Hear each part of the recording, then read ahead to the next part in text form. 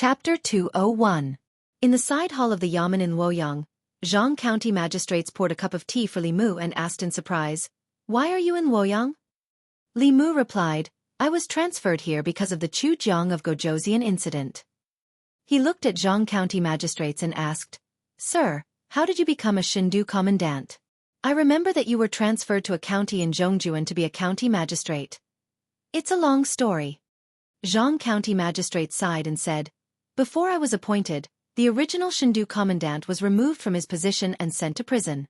I don't know why the imperial court sent me to replace him." The change from Xianxia County magistrate to Shindu commandant was not much of a difference in terms of jurisdiction. It was even smaller. However, the Yamen was directly under the imperial court, and its administrative level was equivalent to that of a county. Jianghu County magistrates had been dormant in Xianxia County for 10 years and finally achieved a 3-rank promotion today. Li Mu clasped his hands and said, "Congratulations, sir. Congratulations. Congratulations, my ass." Jianghu County magistrates drank the tea in his cup in one gulp and leaned back in his chair with a hopeless expression. He said, "It's not easy to be in this position. The imperial court changes several Shindu commandants every year. It's better to be in Xianxia County. I don't want to follow in the footsteps of my predecessor." He looked at Li Mu and said sympathetically, "It's not easy for you to be in this position. Do you know what happened to your predecessor, your predecessor, your predecessor, and your predecessor?" Li Mu said, "Dead, blind, and crippled?" Jianghu County magistrates was stunned. "How dare you come here if you know?" Li Mu sighed helplessly and asked, "I just found out. Sir, do you know the inside story?" Jianghu County magistrates nodded and said, "I've only heard about it. The arrestor before the Yamen was beheaded by His Majesty because of corruption and disregard for human life. The arrestor before the previous arrestor only took office for 3 days before he broke both his legs and resigned. The previous arrestor suddenly lost his sight the day before he took office." Li Mu said in shock, "How did that happen?" Jianghu County magistrate sighed and said, "The Yamen sounds impressive, but it's actually a coward. Nominally, it's in charge of everything in Luoyang, but it doesn't dare to manage 30% of the things that happen in Luoyang. The Yamen can't handle 30% of the things that happen in Luoyang. If they make a slight mistake, not only will they lose their position, they won't be able to keep it. Their heads won't be able to keep it." If Li Mu had known that his predecessors all ended up like this, he wouldn't have come to this damned place even if he was beaten to death. Now, he had already boasted to Lu Hanyan and Wan Wan that he would make a name for himself in Fairy's capital in a year's time and bring them to Fairy's capital in a grand manner. It was too late to run away now. Jianghu County magistrates looked at Li Mu and said, "In short, you have to be careful when you work here. Don't cause any trouble." Li Mu shook his head and asked, "Sir, do I look like someone who would cause trouble?" Li Mu was a little depressed about the previous arrestor's fates. However, he had encountered more than just bad things in Luoyang this time. At the very least, his immediate superior was an old acquaintance. At the very least, his life in the Yamen would be much better and he wouldn't be bullied by others. Before Li Mu came here, he was still worried that he would be assigned to work under someone from the old party. Now he could rest assured. Li Mu carried Xiao Bai and walked out of the side hall. The arrestor from before came up and said, "Arrestor Li, I'll take you to your place." The Yamen was very big. As an arrestor, Li Mu had his own private residence in the Yamen in Luoyang. The arrestor led Li Mu through a few moon gates and brought him to a small courtyard. He said, "This is where you'll be staying. Your subordinates have already cleaned it up for you." Regardless of how the job of arrestor in the Yamen was, at least the treatment was much better than in the county Yamen. Although there was only one room and the courtyard was very narrow, at least they didn't have to squeeze with many people. It was enough for Li Mu and Xiao Bai. This time, he came to Luoyang with a lot of banknotes. But it was obviously more convenient and safer to live in the Yamen than outside. When he had a firm foothold in Luoyang, he would buy a house in the city and wait for Lu Hanyan and Wan Wan to come. The arrestor helped Li Mu put the bundle into the room and gave him the key. He said, "The bedding on the bed is old. If you don't like it, I'll throw it away for you. You can go to the tailor shop on the street and buy a new one." Li Mu wasn't used to using things used by strangers. He said, "Then throw it away." The arrestor carried the bedding and ran out quickly. After a while, he came back huffing and puffing. He asked, "Arrestor Li, do you have any other orders?" This arrestor was quite perceptive.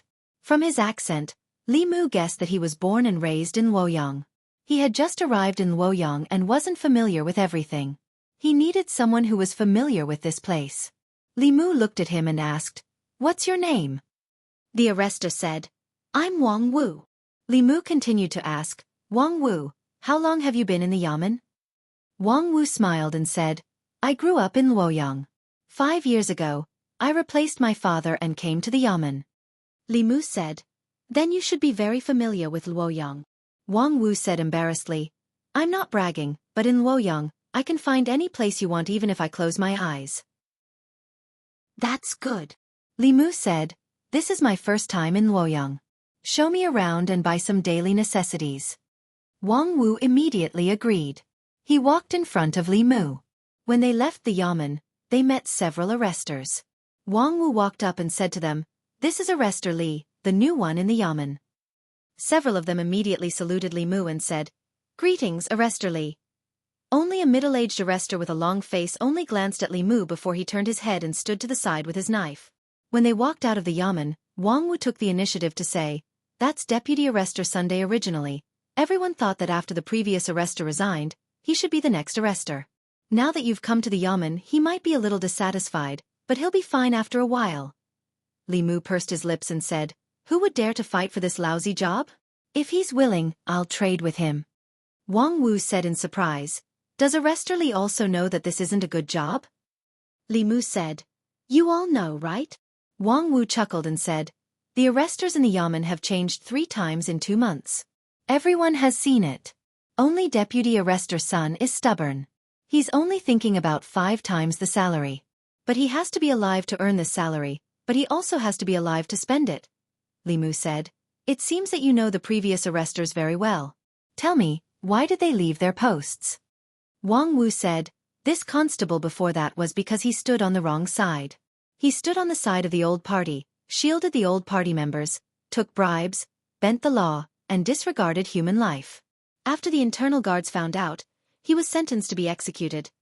Wang Wu had been in the yamen all this time, so he knew more inside information than Lord Zhang, who had just arrived. Li Mu asked again, "What about the other 2?" Wang Wu said, "As for the other 2, one of them fell down 3 days after his appointment, shattering his leg bones. The other one blinded his own eyes the day before his appointment. The next one will be you." Wang Wu looked around and whispered to Li Mu, "I've heard of your deeds of cursing the heavens and cursing the earth. I admire you a lot, but I have to remind you that Luoyang is different from the outside world. The new party and the old party are not as simple as you think. If Arrestor Li doesn't want to follow in the footsteps of the previous arrestors, you have to be very careful. Isn't it comfortable to go shopping and drink tea every day? If you see some things, just pretend you didn't see them. After all, there are so many yamens in Luoyang. The more you do, the more mistakes you make. It's good to not do it." Li Mu glanced at him and said, "You see it clearly." Wang Wu sighed and said, "Only you. If it were someone else, I wouldn't have said so much to him." Wang Wu tried his best to persuade Li Mu, and Li Mu kept it in mind. No wonder he could stay in the yamen for so long. His awareness was even better than Lord Zhang's. Since it was not easy to see through the new party and the old party, he would not look at it anymore. As a small official in Luoyang, he only needed to do his job well. The 2 of them walked on the street. Someone rode on a horse on the street, causing the people to panic. Wang Wu hurriedly pulled Li Mu to the side to hide. Even Yangqiu County and North County did not allow horses on the street. Li Mu asked Wang Wu, "Are horses allowed on the streets of Luoyang?" "No." Wang Wu shook his head and said, "Arrestor Li will know about these things in the future." An old woman dodged in a hurry and fell to the ground. The passers-by hurriedly walked past her, but no one helped her. Li Mu walked over and helped the old woman up. He asked, "Are you all right?" The old woman shook her head and said, "I'm fine. Thank you, young man."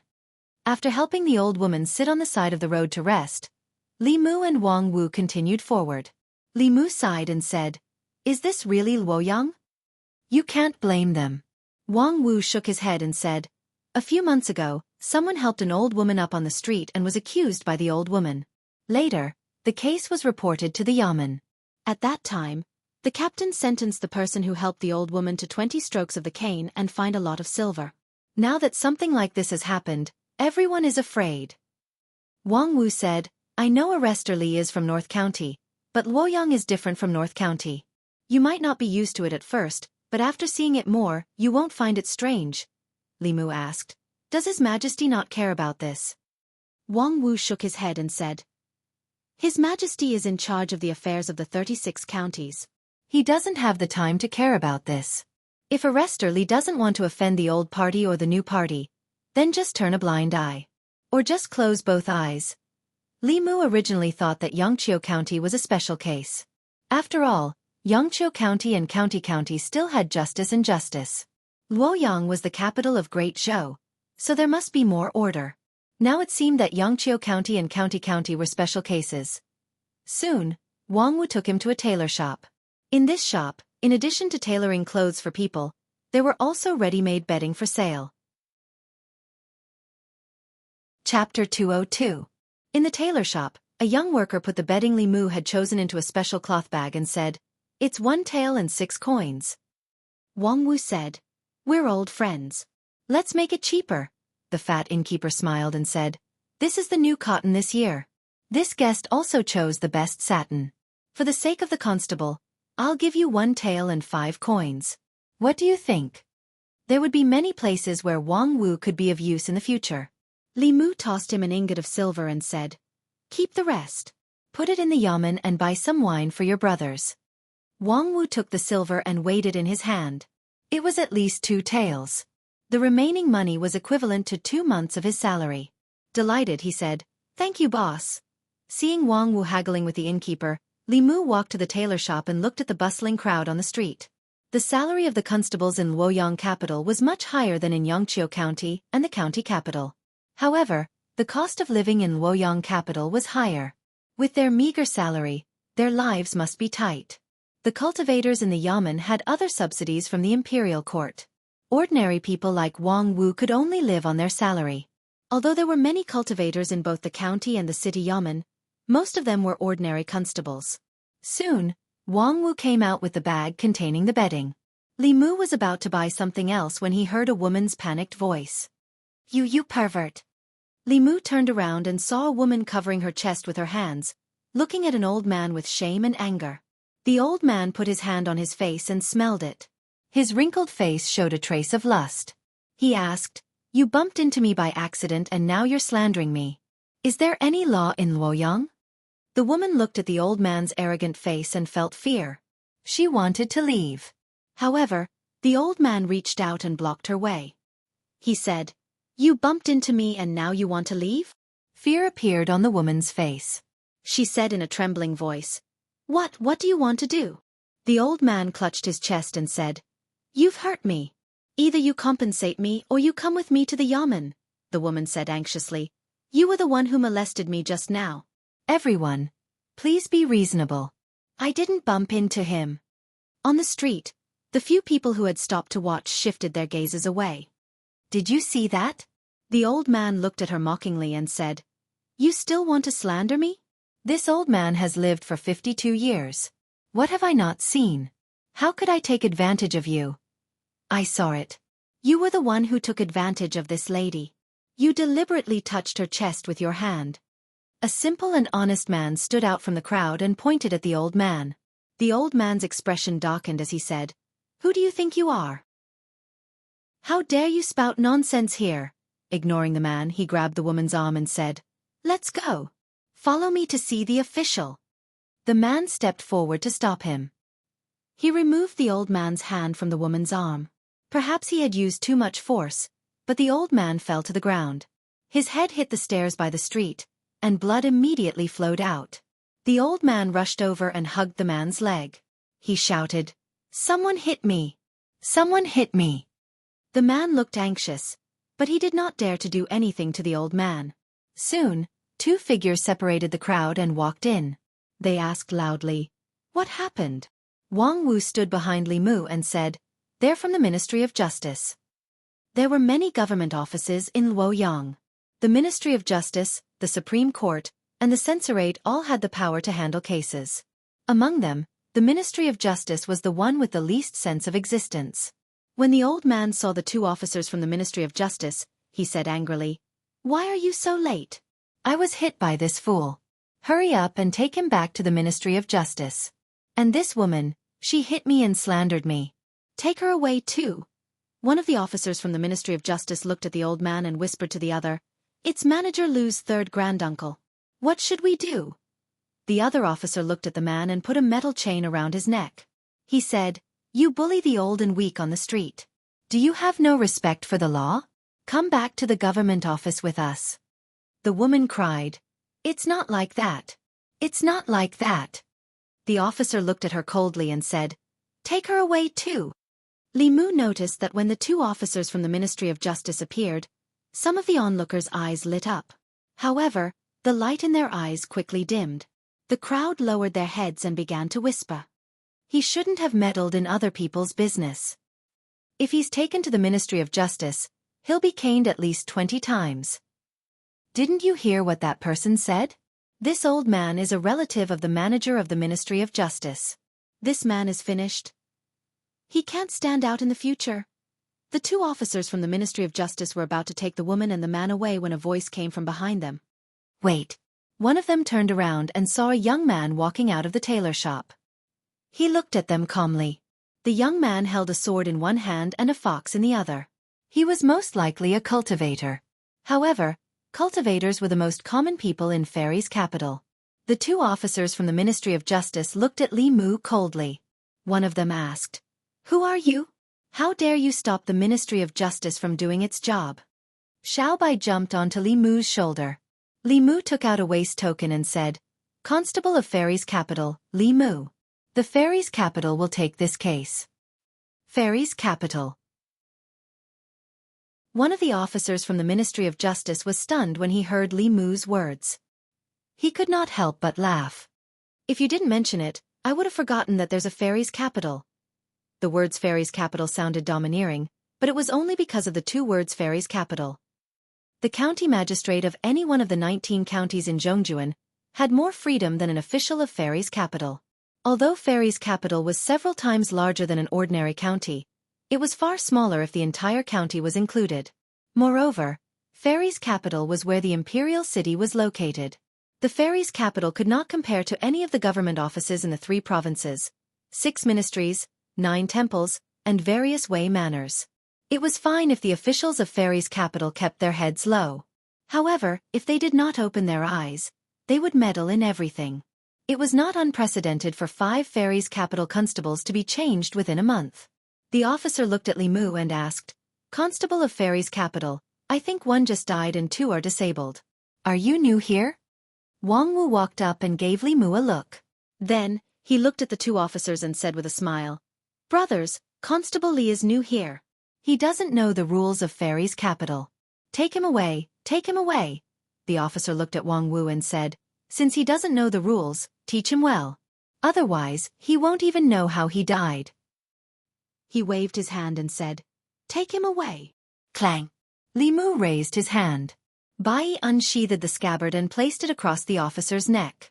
Li Mu looked at the woman, the burly man, and the old man whose face was covered in blood. He said, "You can leave, but you have to leave him behind." The old man's eyes widened as he watched this scene in disbelief. The woman and the burly man were also stunned. The onlookers were even more shocked. When had they ever seen a constable of Fairy's capital going against someone from the Ministry of Justice? The officer from the Ministry of Justice could feel the coldness from Bai. His face darkened as he asked, "Are you sure you want to do this?" Li Mu said, "I saw this case first. The Ministry of Justice has to follow the rules of first come, first serve." "Fine." The officer from the Ministry of Justice gritted his teeth and removed the iron chain from the burly man. He said coldly, "I hope you can be as stubborn later." The 2 glared at Li Mu fiercely and strode away. Wang Wu looked at Li Mu and said in horror, "Constable Li, it's your first day here and you've already offended someone from the Ministry of Justice. The most radical people from the old party are in the Ministry of Justice." Li Mu shrugged indifferently. The old party had already sent assassins to assassinate him. No matter what, he couldn't get along with them peacefully. If that was the case, what did it matter if he offended them again? Moreover, A mere director of the Ministry of Justice couldn't represent the entire party.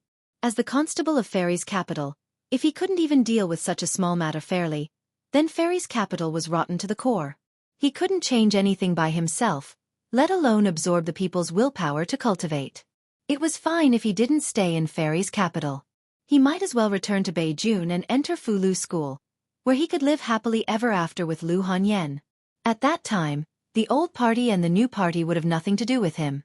Even if the dynasty was destroyed, Fulu School would still be able to stand tall on Mount Baiyun.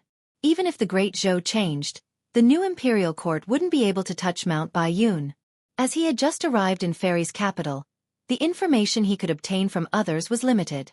Li Mu needed to go through one or a few things before he could see the truth of Fairy's capital. Outside the crowd, led by Deputy Constable Sun, several constables looked at the scene in shock. They did not expect that the new constable, who looked so gentle, would be so fierce in his actions. Li Mu glanced at them and said, "What are you waiting for? Bring them all to the yamen." The constables looked at each other and didn't move. Deputy Constable Sun looked at Li Mu with a complicated gaze. After a while, a trace of shame appeared in his eyes. He gritted his teeth and said, "What are you standing here for? Didn't you hear Constable Li? Bring these three to the yamen." Only then did they run forward. The old man wiped the blood off his face and said, "Just you wait." Li Mu walked up to the woman and the burly man and said, "Let's go. When we reach the yamen, the Lord will give you justice." As the group of people walked towards the Shan-Du yamen, some of the onlookers on the streets pondered for a moment before slowly following behind them. Wang Wu looked worried and muttered, "It's over, it's over. Such expensive bedding won't last more than a few days." He raised his head and looked at Li Mu. Just as he was about to speak, Li Mu looked at him and said, "This has nothing to do with political strife. You just have to remember what you should do as a constable. I should make decisions for the people and uphold justice and fairness." Wang Wu lowered his head and said, "But we're just small fries. The people above can crush us with a flick of their fingers." In the yamen of Fairy's capital, the former county magistrate of Yangqiu, Zhang Chun, who had just been promoted to commandant, was drinking tea in the side hall. In Fairy's capital, a place he didn't know, it was definitely a happy thing to be able to meet one of his former subordinates. At least it gave him some psychological comfort. He had just picked up his teacup when he suddenly heard a commotion outside. Zhang Chun put down his teacup and walked outside. He saw Li Mu and a few constables walking into the courtyard. Outside the courtyard, there were countless people who were looking around. Zhang Chun was stunned and asked, "What's going on?" Li Mu told him what had just happened. Zhang Chun stared at him with wide eyes and asked, "You've only been in Fairy's capital for an hour and you've already offended the Ministry of Justice. Didn't you promise me that you wouldn't cause trouble?" "I can't ignore this." Li Mu pointed at the people who were looking around outside the yamen and said, "Sir, do you think I can just stand by and do nothing in front of so many people?" Zhang Chun was silent for a while before he sighed and said, "You're right. I can't ignore this case. Fairy's capital needs people like you. A good person shouldn't be unrewarded. Not only will this wrong the good person, but the people will also be disappointed." Li Mu looked at him and said, "Those who seek the people's livelihood shouldn't be frozen to death in the snow. Those who pave the way for justice shouldn't be trapped in thorns. Sir, you won't ignore this, right?" Chapter 203. The case of the burly man and the old man seemed like a small case. It was just a simple case of fraud. Even if the burly man was taken away by the Ministry of Justice, he would at most be fined some silver and be released after suffering some physical pain. The biggest problem was that this was a small case, but it was related to the greater good. The woman was molested by the old man. When everyone stood by and did nothing, the burly man stood up for justice and brought a ray of light to the deteriorating Fairy's capital. If this rare ray of light was swallowed by darkness, who would dare to stand up for justice in the future? Protecting the burly man was protecting the bottom line of the law, and protecting the kindness in the hearts of the people of Fairy's capital. Lord Zhang had been the county magistrate of Yangqiu for many years. He must know this principle better than Li Mu. Zhang Chun sighed helplessly and returned to the side hall. When he came out again, he was wearing his official hat. He straightened it with both hands and said, "Let the people outside in. We'll begin the trial." The three of them were brought to the court. Li Mu asked Wang Wu to walk to the entrance of the yamen, and tell the people outside that the military chief had given them special permission to observe the case. The onlookers immediately swarmed in. Some who did not know what was going on followed in to join in the fun. In an instant, the courtyard in front of the court was filled with people.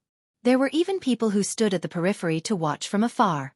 They had been in Fairy's capital for many years, but this was the first time they saw such a grand occasion in the Fairy's capital Yamen. I've seen this old dog before. Just because he has a relative in the Ministry of Justice, he molested women on the streets all day long. If he's caught, he'll turn the tables on them. Many women have been taken advantage of by him. In the past, he would rely on the Ministry of Justice to deal with such cases. Why is he in the Yamen today? You didn't see it just now. He was almost taken away by the Ministry of Justice. That young constable even held his sword to the Ministry of Justice's neck and brought him back. Is the new constable so tough that he even dares to offend the Ministry of Justice? I don't know. I heard that the military chief is also new. Let's see what he's going to do. In the court, the woman knelt on the ground and cried, "Sir, I've been wronged." Zhang Chun looked at her and asked, "What grievances do you have? Tell me everything." The woman pointed at the old man and said, "When I was walking on the street, this man tried to molest me. Then, he falsely accused me and tried to force himself on me. Fortunately, this big brother saved me.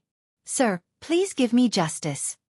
"My lord, don't listen to his nonsense." The old man's face was filled with anger as he said, "She was clearly the one who bumped into me, yet she's framing me for taking advantage of her." The burly man knelt on the ground and said, "This commoner saw it very clearly. He was the one who molested this lady first," the old man said. "You're with her." Zhang Chun looked at the people in the courtyard and asked, "If there are other witnesses, you can directly walk to the court." After a short moment of silence, a few people had already raised their feet, but they stopped. This old man had connections with the Ministry of Justice. Although they were also furious in their hearts, they were afraid of being implicated and bringing trouble to themselves. Therefore they did not dare to stand out. Seeing that no one was testifying, the old man raised his head again and said, "See, the crime of slander is punishable by flogging according to the law." Zhang Chun suddenly looked into his eyes and said, "What's the whole story? Tell me honestly." The old man met his eyes, and the expression on his face gradually became sluggish.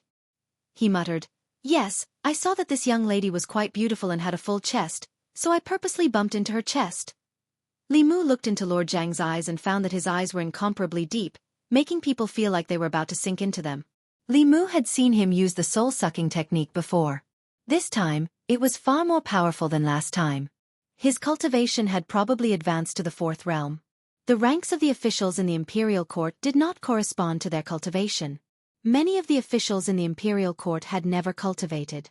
However, in general, the cultivation of some important positions, such as the prefectural governor, would not be lower than the creation realm.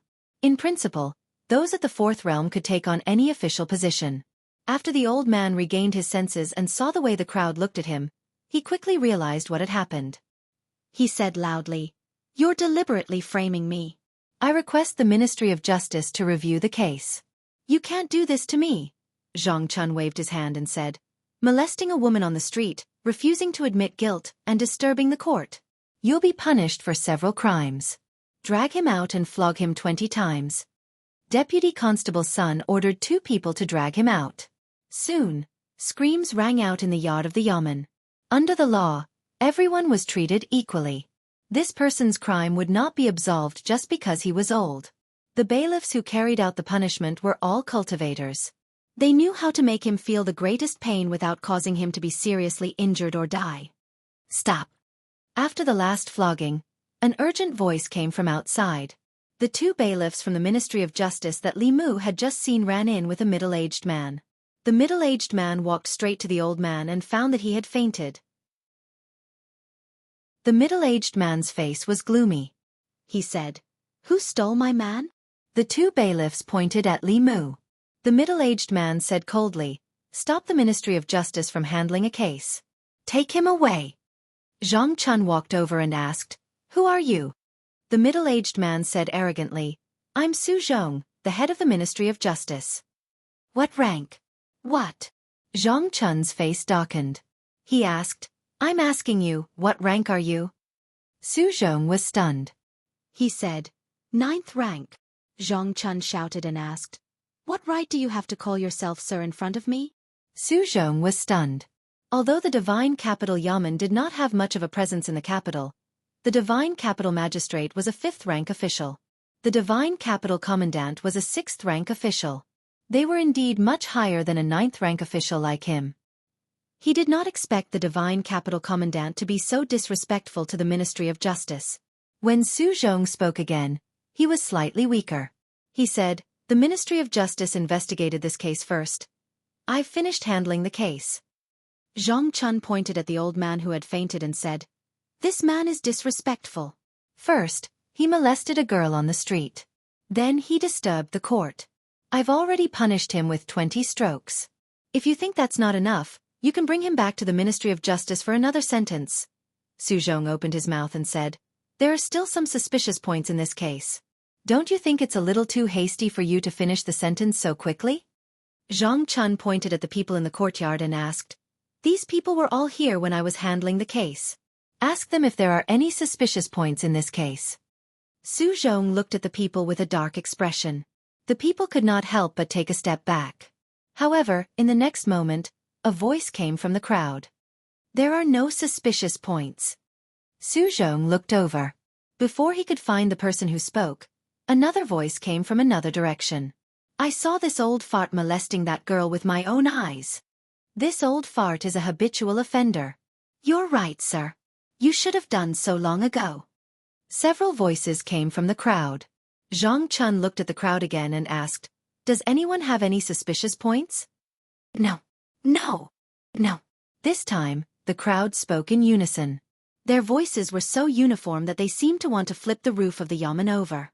The people on the streets outside the yamen raised their heads and looked in the direction of the yamen in confusion. The crowd was so agitated that Su Zhong's ears buzzed. He could only leave with his tail between his legs. Before he left, he ordered the 2 yamen runners from the Ministry of Justice to carry the unconscious old man away. "Thank you, Constable." "Thank you, sir." The woman and burly man knelt on the ground and kowtowed to Li Mu and Zhang Chun in excitement. Zhang Chun gently raised his hand. A gentle force lifted the 2 of them up. He said, "There's no need to be so polite. This is what I should do." At this moment, Li Mu sensed the familiar aura of telekinesis from the 2 of them and the surrounding people. It seemed that this was indeed the right path of cultivation. The atmosphere in the divine capital was foul. If he could continue to gain the trust and respect of the people, not only would he be able to complete the 7 spirits quickly, but his cultivation speed would also be on par with Lu Hanyan's on Mount Baiyun. After the commoners dispersed, the Yamen's constables, including Wang Wu and Deputy Constable Sun, still had faint flushes of excitement on their faces. They had been in the Yamen for so long. When had they ever felt so elated? When they thought of the scene where the people spoke in unison, their emotions, which had just calmed down, began to surge again. Zhang Chun looked at them and said, "Remember, when you're willing to stand behind the people are willing to stand behind you. The hearts of the people are the strongest force behind the Yamen." At this moment, Li Mu seemed to see the light of the right path in him. Although he was a coward, he had never disappointed anyone when it came to major matters. After the Yamen runners left, Li Mu thought for a moment and asked, "What if the Ministry of Justice pursues the matter?" Zhang Chun said disdainfully, "The Ministry of Justice has 1 minister, 1 assistant minister, 5 doctors, 5 minister counselors, and 10 managers. Who does he think he is? Do you think those officials in the Ministry of Justice have nothing better to do than stand up for a small, insignificant manager?" Only then did Li Mu understand why he was so different from his usual self. He was domineering and impassioned. It turned out that he had predicted that the Ministry of Justice would not stand up for a small manager. He was indeed the Jianghu County magistrate that Li Mu knew. At this moment, Zhang Chun closed his eyes and suddenly opened them. He said in shock, "Where's my telekinesis? Where did all my telekinesis go?" Chapter 204. The officials of the Great Zhou were upholding justice and making decisions for the people. After gaining the trust of the people would naturally generate psychokinesis towards them. This was an advantage that Taoism and Buddhism did not have. It was also the foundation of a country that could firmly suppress these sections. The psychokinesis generated by the people had been completely absorbed by Li Mu. Li Mu looked embarrassed and said, "Next time, I'll definitely leave some for you." Xianxia glared at Li Mu and said, "I've been busy for so long, and you're getting all the benefits?" Li Mu said, "I couldn't control it this time. Next time I'll be more careful." "There's still a next time?" Xianxia waved his hand and said, "I don't want your psychokinesis. Don't cause trouble for me again. I can still handle it this time, but I can't be sure about the next time. I'll try my best." "I don't want you to try your best. I want you to promise me." Okay. I promise." Li Mu gave him a perfunctory promise. His promise to Lu Hanyan was a promise, but Li Mu could not guarantee Lord Zhang's promise.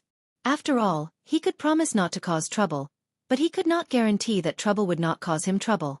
As a constable, it was his duty to seek justice for the people, punish evil, and uphold justice for the people. This could not be considered causing trouble at all. Xianxia thought for a moment and said, "No, you're new here. There are many things you don't understand. I still have to remind you of the people and forces in Fairy's capital that you must not provoke."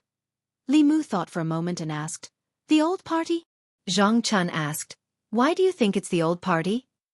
Li Mu had heard about the old and new parties from Constable Zhao. He said, "The nobles led by the Shao royal family have always wanted the Empress to stay in the Shao family. They've been working hard to make the Empress lose the people's support." Xianxia shook his head and said, "It's not that simple whether the new party is black or white. I can't explain it clearly to you, but you'll see in the future. In short, no matter who is black or white, it's best not to provoke the people of these two parties, especially the former imperial family members and the current Empress's Zhou clan. Other than these two, the Yamen of the 3 provinces, 6 ministries, and 9 temples aren't people that we can afford to offend. There's another group that we can't afford to offend, and that's the 4 academies. More than half of the officials in the current royal court are from the academies. Offending the academies is equivalent to making an enemy of the entire royal court." As Li Mu listened, he finally understood that as the arrestor of the Luoyang government, there were 2 people he could not afford to offend. He couldn't afford to provoke this and that. It was no wonder that the Divine Capital Magistrate and Divine Capital Deputy were nowhere to be seen. If nothing happened in the capital, they were useless here. If something happened in the capital, they would not be able to handle it. That was why they left a Divine Capital Commandant to take the blame. Li Mu had a clearer understanding of the situation in the Luoyang from Lord Zhang. The old party was just a general term. Among them, there were members of the Shao clan who wanted to regain the imperial power, senior officials who had made outstanding contributions, and some young officials who were more radical. They all felt that it was inappropriate for a woman to be the empress, but their methods were completely different. Some were conservative, while others were radical. The conservative wanted to seize power peacefully, while the radical wanted to stir up conflicts in the Luoyang and the 36 counties. They wanted to destroy the foundation of the empress's rule by sowing discord among the people. As for the new party, it was the power of the officials in the royal court led by the Zhou clan. The Zhou clan was the empress's maternal family. When the empress ascended the throne, the Zhou clan helped a lot behind the scenes. After the empress ascended the throne, they became the most prestigious clan in the Great Zhou. They attracted many officials who wanted to curry favor with the empress and quickly strengthened their power in the royal court. The new party led by the Zhou clan not only supported the empress, but also wanted to pass the throne to the descendants of the Zhou clan after the empress abdicated. This was the most intense and irreconcilable conflict between the old party and the new party. Although Li Mu did not make a fuss about a woman becoming the empress, in the end, Wu Ziqian still belonged to the Li clan. The current empress was only trying to seize power, but the Zhou clan wanted to steal the country. After knowing this, Li Mu felt some sympathy for the empress in the palace. Although she was the ruler of the Great Zhou, the power in the royal court was basically divided between the old and new parties. The old party opposed her, while the new party supported her. But in the end, they wanted to use her hand to steal the country from the Shao clan. Xianxia saw that Li Mu was a little distracted. He coughed heavily and asked, "Do you remember what I said just now?" Li Mu nodded. "I remember." Xianxia said, "Then tell me in Shendu, which people and powers can't be offended?" Li Mu repeated, "The 3 provinces, 6 departments, 9 temples, 4 academies, the imperial family, the Zhou clan, they can't be offended. Zhang Chun nodded and sighed in relief.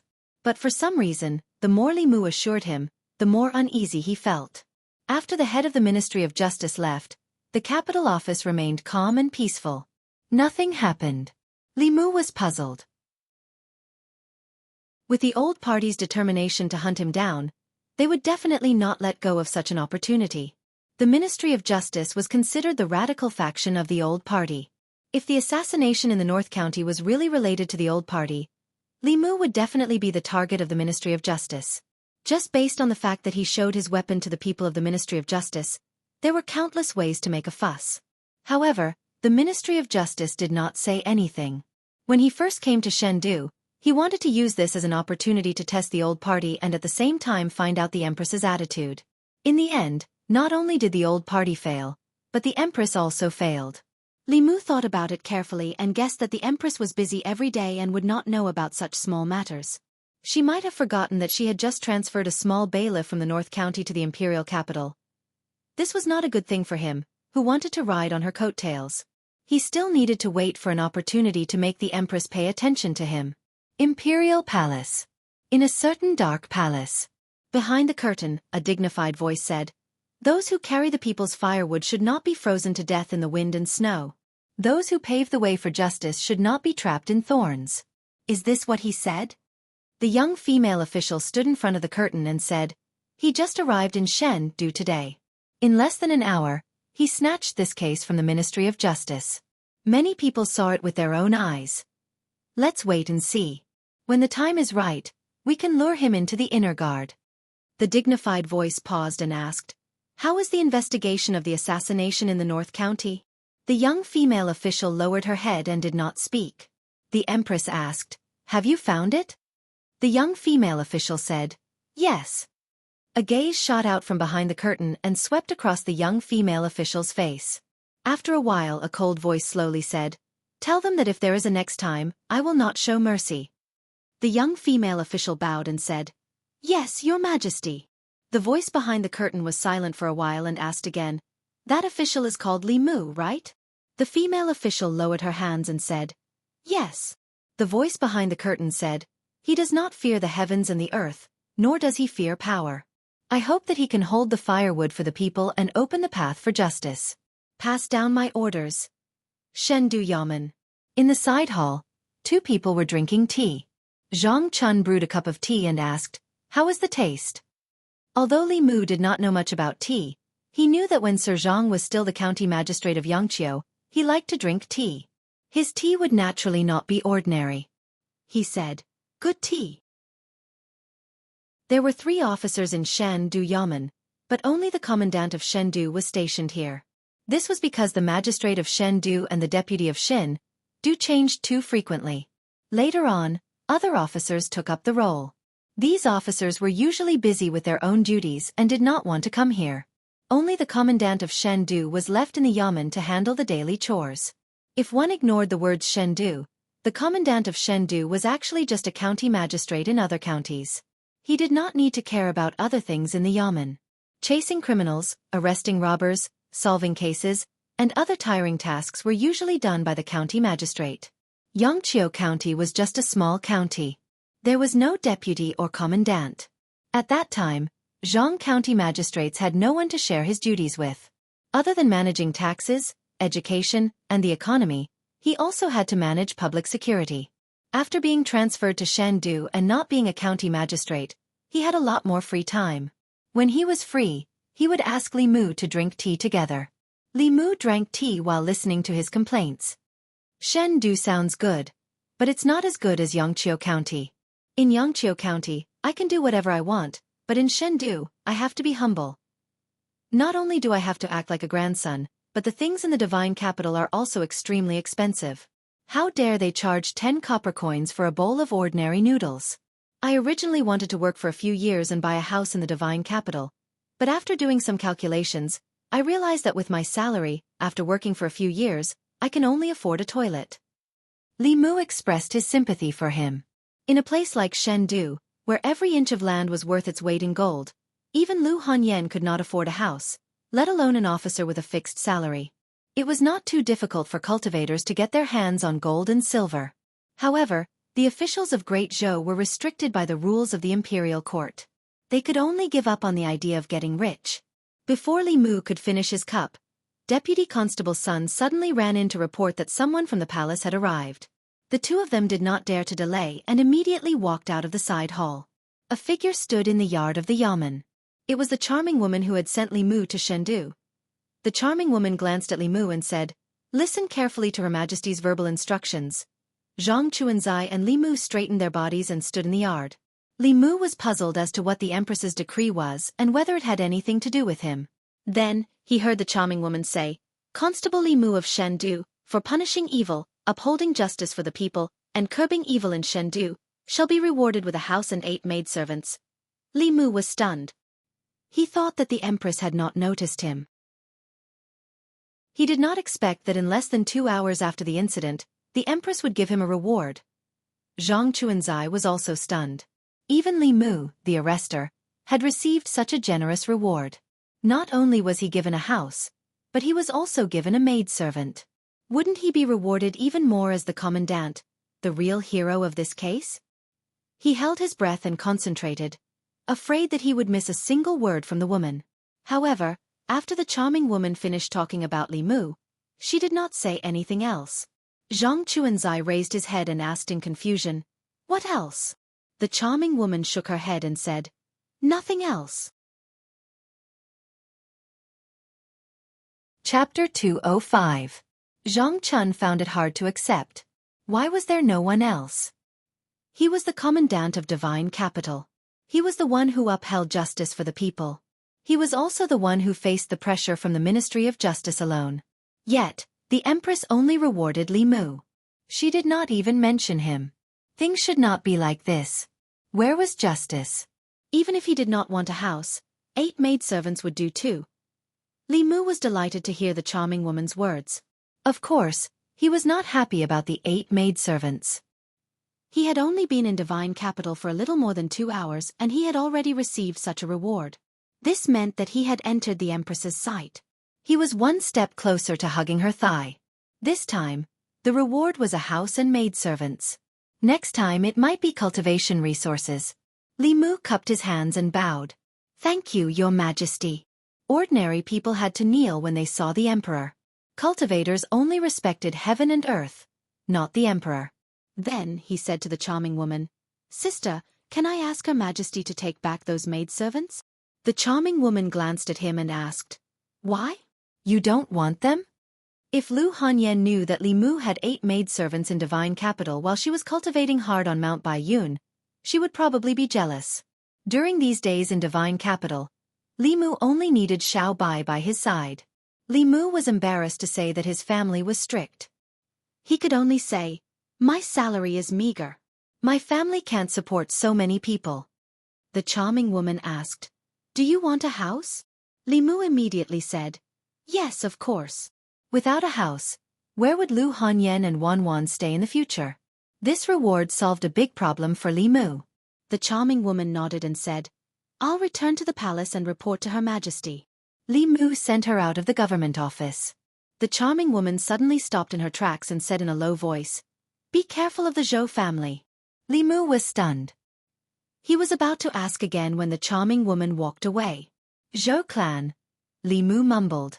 The Zhou family was the Empress's relative and was the most powerful family in the Divine Capital.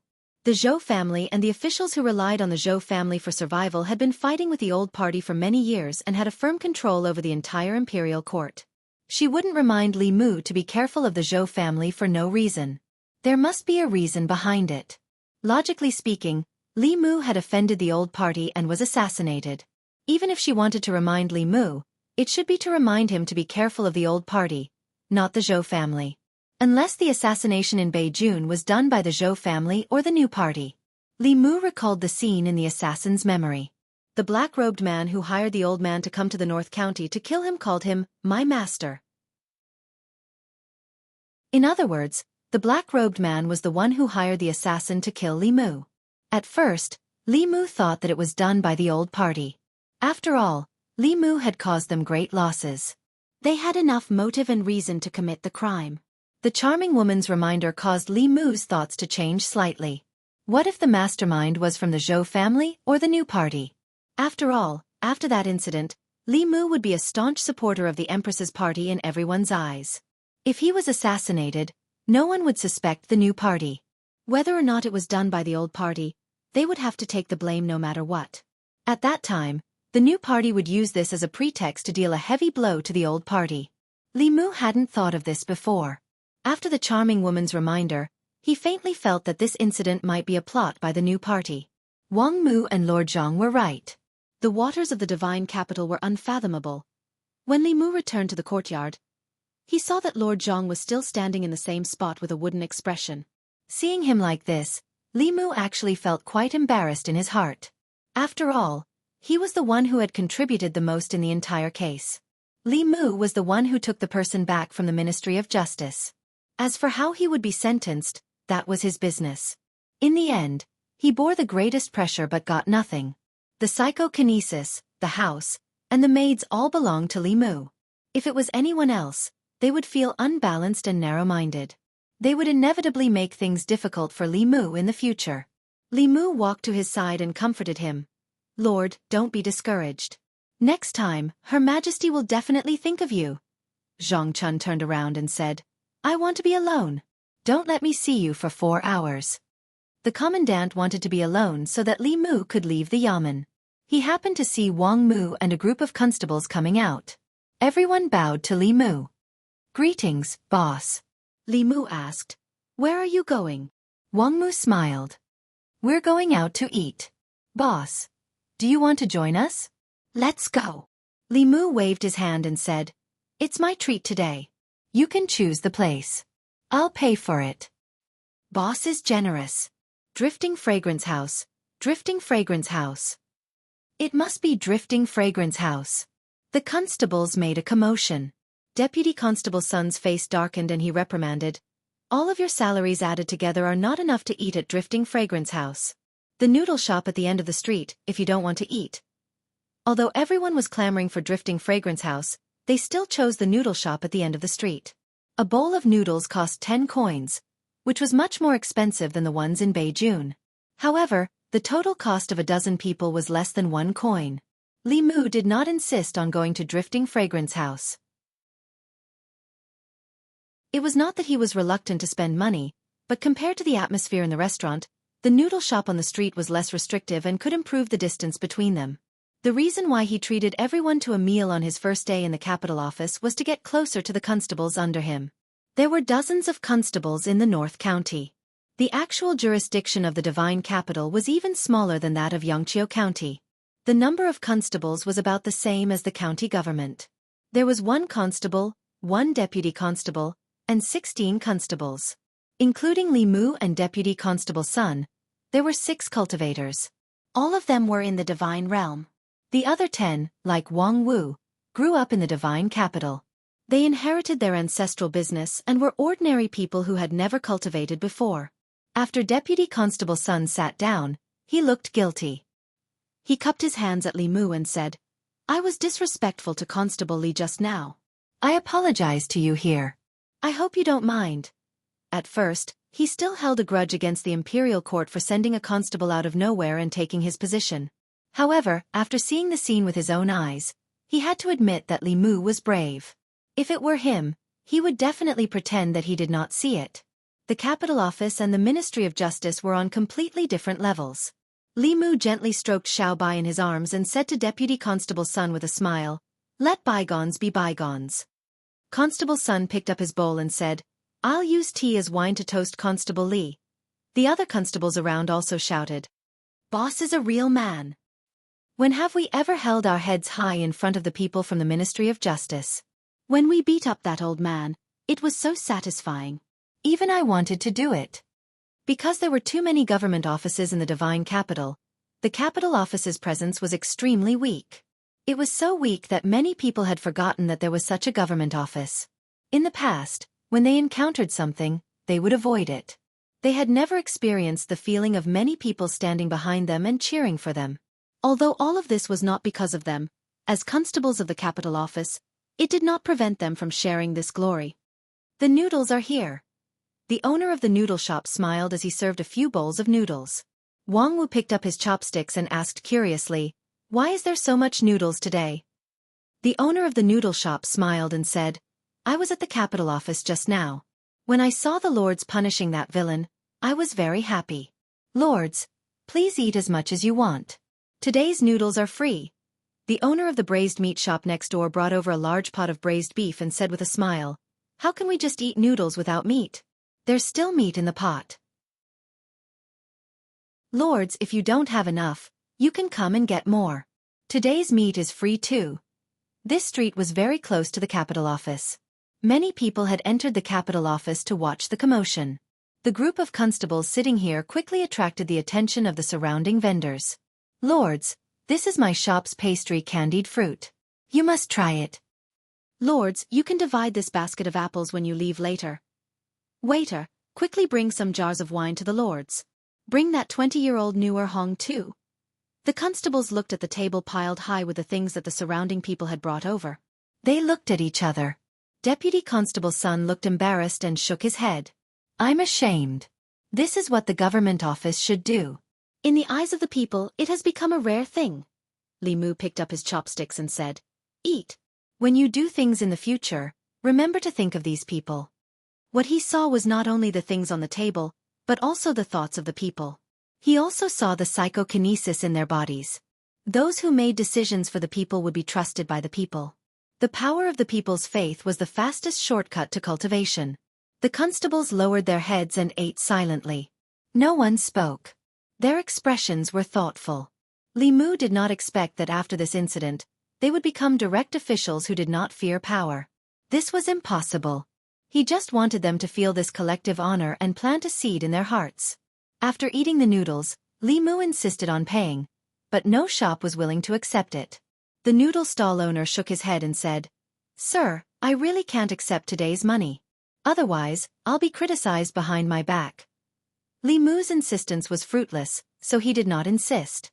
After thanking everyone, he carried Xiaobai back to the government office. Before he left, the tavern owner even gave him a small jar of newer Hong. The 3 years of conflict between the old and new parties had stirred up the atmosphere in Luoyang. The people who suffered were the people at the bottom. This justice that was supposed to exist was so precious in their eyes. As the constable of the Luoyang government, he had to make some changes. For the sake of justice and for the sake of cultivation. After entering the spirit realm, even with the help of spiritual jades, his cultivation speed had slowed down. Until today, when he received the psychokinesis from the people of Luoyang, his originally obscure Dharma power showed signs of speeding up. He did not care about the new party or the old party. He only did what he should do as the constable of the Luoyang government. Pleading for the people, punishing the strong, upholding justice and justice. These were his duties. As long as he did his job well, he would be loved and respected by the people and condense the last soul. In this process, he could absorb the psychokinesis and take the shortcut to cultivation. At the same time, he could help the Empress gather the people's support and hug the most powerful thigh in the great show. Killing 4 birds with 1 stone. Wasn't it beautiful? Chapter 206.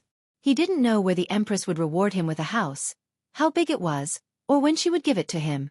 Tonight, Li Mu still had to squeeze in with Xiao Bai in the small room in the government office.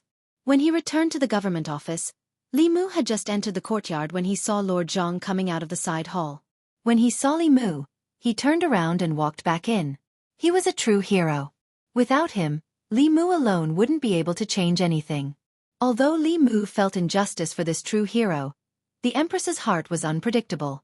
He couldn't decide for the Empress whether to reward him or not. After returning to the small courtyard and closing the door, Xiaobai returned to her room. She transformed into her human form and busied herself in the room. Soon, she laid out the bedding and cleaned the room until it was spotless. This was originally a room for 1 person. Even the bed was a small single bed that could barely fit 1 person. Fortunately, when Xiaobai slept, she would transform into her human form and curl up beside Li Mu. She didn't take up much space. Li Mu patted her little head and said, "Bear with it for a few more days. We'll have a big house to live in soon." Xiaobai leaned on him and whispered, I'm willing to live in a small house as long as I'm with you, my benefactor. Xiao Bai was still naive. She was like a woman who followed her husband wherever she went. It was already late. It was his first day in Luoyang. Li Mu wasn't in the mood to cultivate. He carried Xiao Bai to bed very early. The next morning, Li Mu had just woken up. After washing up, he met the charming woman again in the government office. She handed a thick stack of papers to Li Mu and said, "This is the title deed and house deed. I'll take you to the house Her Majesty bestowed upon you now." Li Mu opened the title deed and was surprised to find that it was a large house with 5 entrances and 5 exits. Every inch of land in the divine capital was worth its weight in gold. To be able to own a house with 3 entrances and 3 exits was already considered a wealthy merchant. Without a certain status, it was impossible to own a house with 5 entrances and 5 exits. Not to mention him and Xiao Bai, even if Lu Hanyan and Wan Wan were included, they would still be able to live in a house like this. The imperial city was located in the middle of the divine capital. Next to it were the north and south courtyards. The south courtyard housed the nobles of the imperial family, while the north courtyard housed the officials of the imperial court. Surrounding the imperial city were more than 100 square blocks where the commoners lived. The residence that the empress bestowed to Li Mu was in the north court. Li Mu wanted to invite Lord Zhang to take a look, but he refused without hesitation. Walking on the street, Li Mu asked the charming woman, "May I know your name?" They had known each other for a few days, but the number of times that Li Mu had spoken to her could be counted with 2 hands. Until now, he only knew that she was the Empress's inner guard. He didn't know anything else. The charming woman said, "You can call me Mr. May." Li Mu smiled and said, "Thank you for escorting me all the way, Sister May." Mr. May glanced at him and said in surprise, "How come I didn't realize that you have such a sweet mouth?" The word sister had obviously closed the distance between them. Mr. May looked at him and asked, "Are you sure you don't want the maids that Her Majesty bestowed to you?" Li Mu shook his head and said, "No, I don't want them." Lord May said, "Have you thought it through? Those maidservants are all peerless beauties." Li Mu said, "Then I can't accept them." Mr. May said in surprise, "Don't tell me you don't like women?" Li Mu shook his head and said, "Beauty will distract me from cultivation. I appreciate Her Majesty's grace, Li Mu." Mr. May looked surprised and said, "You can resist the temptation of beauty at such a young age. Her Majesty is right about you." After meeting Lu Hanyan, Li Mu became immune to beauty. He only cared about Lu Hanyan's pure yin. He didn't have any thoughts about other women at all. Even if they were sent to him for free, he wouldn't want to waste his primordial yang. He thought for a moment and asked, "What did Sister May mean by asking me to be careful of the Zhou family yesterday?" This time, Mr. May didn't say anything more. Li Mu continued to ask, "The assassination in Beijing was ordered by the Zhou family and the new party, right?" Mr. May still didn't say anything. Her silence meant that she admitted it. After walking for a while, seeing that Li Mu didn't say anything, Mr. May thought for a moment and said, "Her Majesty has high hopes for you. As long as you are righteous, Her Majesty will protect you no matter what happens in Chengdu. You are Her Majesty's man. No matter if it's the new party or the old party, they can't touch you." Li Mu was slightly surprised and asked, "Her Majesty has high hopes for me?" He was just a small constable. What high hopes could Her Majesty have for him? Mr. May nodded and said, "Whether it's what happened in Beijing or what you did when you first came to Chengdu, Her Majesty sees you in a new light. The Great Zhou is full of internal and external troubles. Her Majesty hopes that you can become a pillar of support for the people and a pioneer of justice." Li Mu didn't expect Her Majesty to value him so much. Did this mean that he had already found a powerful backer? As long as Her Majesty was still in that position, no one would dare to touch Li Mu's position. This way, he wouldn't have any worries and could do things without worry. He clasped his hands and said, "Li Mu won't let Her Majesty down." In order to reassure Li Mu, Mr. May continued, "As long as you can stay true to yourself and be loyal to Her Majesty, I believe that it won't be long before you become Her Majesty's inner guard. At that time, you will have more power and endless cultivation resources." Inner guards were Her Majesty's personal guards. Becoming an inner guard would naturally gain Her Majesty's trust and gain more benefits. Li Mu thought for a moment and realized another problem. All the inner guards he saw were women. This made him worried. He asked, "To become an inner guard, do I need to cleanse my body?" The charming woman looked at him with a smile and said, "If you want to, it's not impossible." After getting an accurate answer from Mr. May, Li Mu was relieved. Inner guards had more power and could do more things. If he could make a contribution, he might have the chance to enter Her Majesty's treasury and choose a reward. He was looking forward to it. He thought that when he came to Luoyang, the government office's rewards would be better. He learned from Sir Zhang that the government office had a very low status in Luoyang. In the treasury, there were only some Xian-class fulu, yellow-class pills, broken magic treasures, and low-class spiritual jades. He didn't expect the Luoyang government to be so poor. It wasn't even as rich as Li Mu. Fortunately, he had the support of the richest woman in Great Zhou. She was very generous. As long as she was satisfied, she wouldn't be stingy with pills like the fate pill, let alone other things. After coming to this house in the North Court, Li Mu deeply felt her generosity. Although it was called a house, it was more like a mansion. With the price of land in Luoyang and the location of this house, Li Mu and Lu Hanyan probably couldn't buy a house like this even with all their wealth. Of course, in Luoyang, the houses in the North Court were almost all official residences. They couldn't be bought with money alone. There was a seal on the door of this house. The charming woman waved her hand and the old seal opened by itself. She looked at Li Mu and explained, "This used to be an official's residence. Later, something happened to the official, and the house was confiscated by the imperial court. No one has lived here for more than 10 years. The empress had only been on the throne for 3 years. More than 10 years ago should be something that happened during the old dynasty." Mr. May said, "What a coincidence. Your surname is also Li." The original owner of this house also had the surname Li. However, he didn't have a good ending. "I hope you won't follow in his footsteps." Li Mu looked up and saw that the plaque was still there. However, there was a lot of dust on it. The words, "House of Li," were written on it. Mr. May stood in front of the house and said, "Okay, I'll go back to the palace first. If you don't want those maids, you'll have to clean this big house yourself." After seeing Mr. May off, Li Mu and Xiao Bai walked into the house. They let out a long sigh and said, "This will be our home from now on." For the whole day, Li Mu and Xiao Bai cleaned the house. This mansion had been abandoned for more than 10 years. The courtyard was already overgrown with weeds, and the house was also filled with dust. Li Mu asked Madame Chu to order Bai to get rid of the weeds while he formed a hand seal with both hands. Suddenly, a breeze blew in the courtyard, sweeping away the dust in every corner. Then, he used the rain summoning technique to wash the entire mansion. Xiao Bai took a cloth and busied herself in the room. The house looked a little dirty, but it wasn't run down. The seal that the imperial court put here could protect the house from the wind and rain to the greatest extent. In the house, the furniture used in each room was also made of high-quality wood. It wouldn't rot even after 10 years. After being cleaned, it would look like new. This saved Li Mu the trouble of replacing it. He even kept the plaque outside. He and Xiao Bai worked until the evening. They didn't even have time to eat before they finally cleaned the house thoroughly. The house looked brand new from top to bottom. During the day, Li Mu went out to buy pots, bowls, ladles, basins, and other kitchen utensils. He also bought some rice, noodles, and vegetables. At night, he cooked a few dishes and took out the newer hong that the wine shop owner gave him. This was considered a celebration of moving in with Xiao Bai. Xiao Bai usually didn't drink much. Tonight, she drank a little for the first time.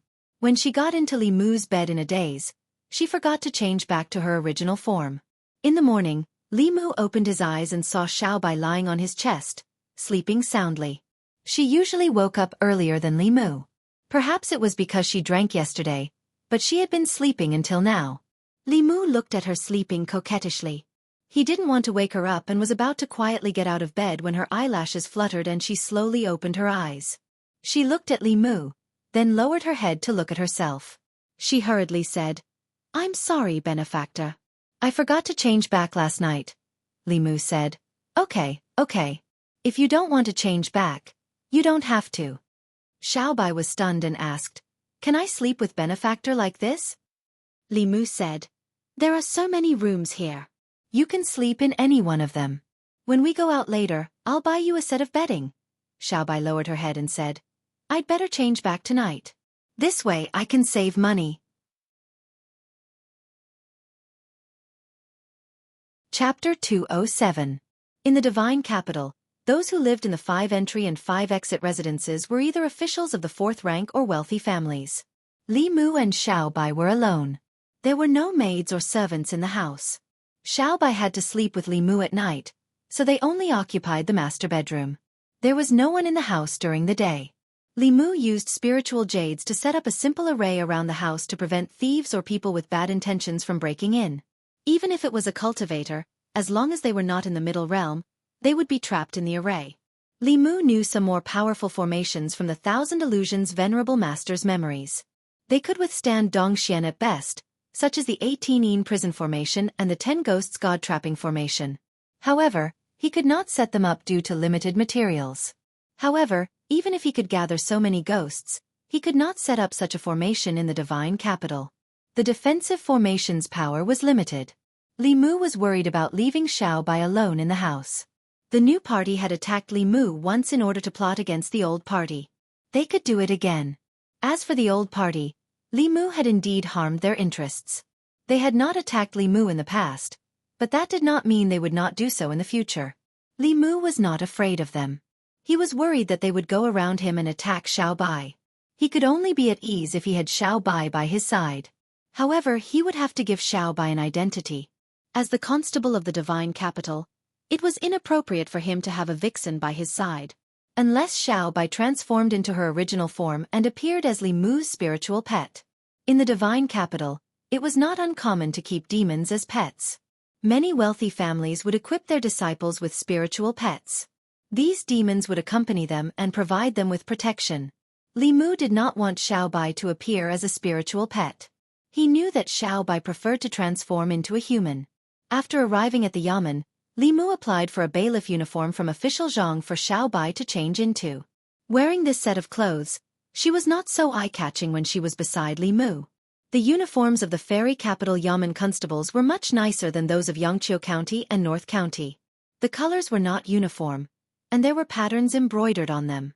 When Xiao Bai wore them, the gentle and obedient little fox immediately turned into a valiant female constables. At this moment, as he looked at Xiao Bai, Li Mu could not help but think of another figure. In this outfit, Xiao Bai looked somewhat similar to Li Qing. Xiao Bai pinched the hem of her uniform and twirled it in front of Li Mu. She was obviously very satisfied with this uniform. Li Mu hid some of his emotions and said, "In the future, when you're on a mission, you can follow me like this. In front of outsiders, you can call me Arrestor Li." Xiao Bai puffed out her chest and raised her head. She said seriously, "Yes, benefactor." The relationship between her and Li Mu had long been deeply ingrained in her heart. It was difficult to change it in a short time. Li Mu did not bother about how to address her and said, "Come with me on patrol." If he wanted to gain the love and psyche power of the people, he had to be among them. It was useless to sit in the yamen. When Li Mu walked to the front yard, Zhang Chun poked his head out from the side hall and asked, "How's your house?" "It's okay." Li Mu smiled and said, "It's in the North Garden, beside the Imperial City. It's very quiet. There are 5 entrances and 5 exits, and there's even a back garden. It's too big, so it's not easy to clean." Bang!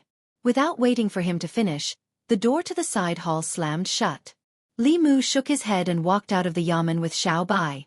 In the side hall, a woman pointed at his head and said disappointedly, "Look at him and then look at yourself. Your arrestor lives in a big house with 5 entrances and 5 exits. Our family is squeezed in the yamen, and he can only sleep in the study." Zhang Chun leaned on the chair and said, "He has His Majesty behind him. That house was exchanged with his life. What can I do?" In the side hall, Zhang Yi also advised the woman, "Mother, I'm fine.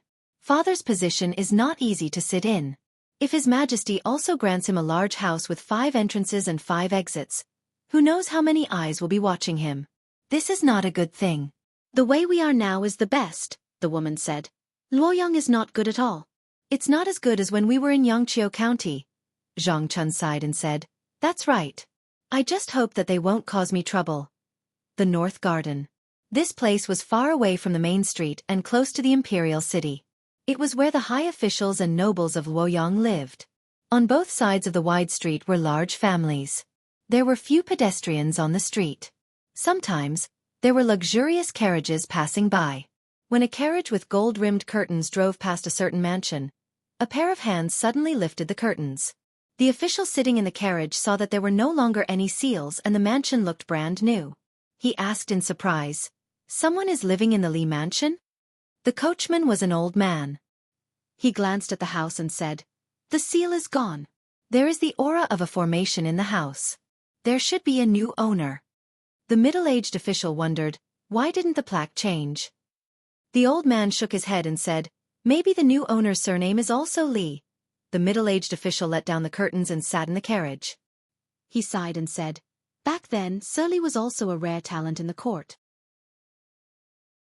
Unfortunately, now that the old residence has a new person, I'm afraid no one will remember him." The carriage slowly passed by the Li house. In half a day, many people in the North Garden noticed the changes here. "This house has been abandoned for more than 10 years, right? I've never heard of anyone living in this house. Could it be that a high-ranking official in the royal court sent someone to investigate?" Those who lived in the North Garden were all high officials in the court. The fact that the abandoned Li house had a new owner caused many people to speculate, especially the families around the Li house. They even mobilized their forces to find out about the new owner. Those who could live here were all well connected. There were few secrets in Luoyang to them. Soon, someone found out who the new owner of the residence was. The constable of Luoyang Yamen, Li Mu. For many people, when they heard the name of Luoyang Yamen, they had to think about which Yamen this was.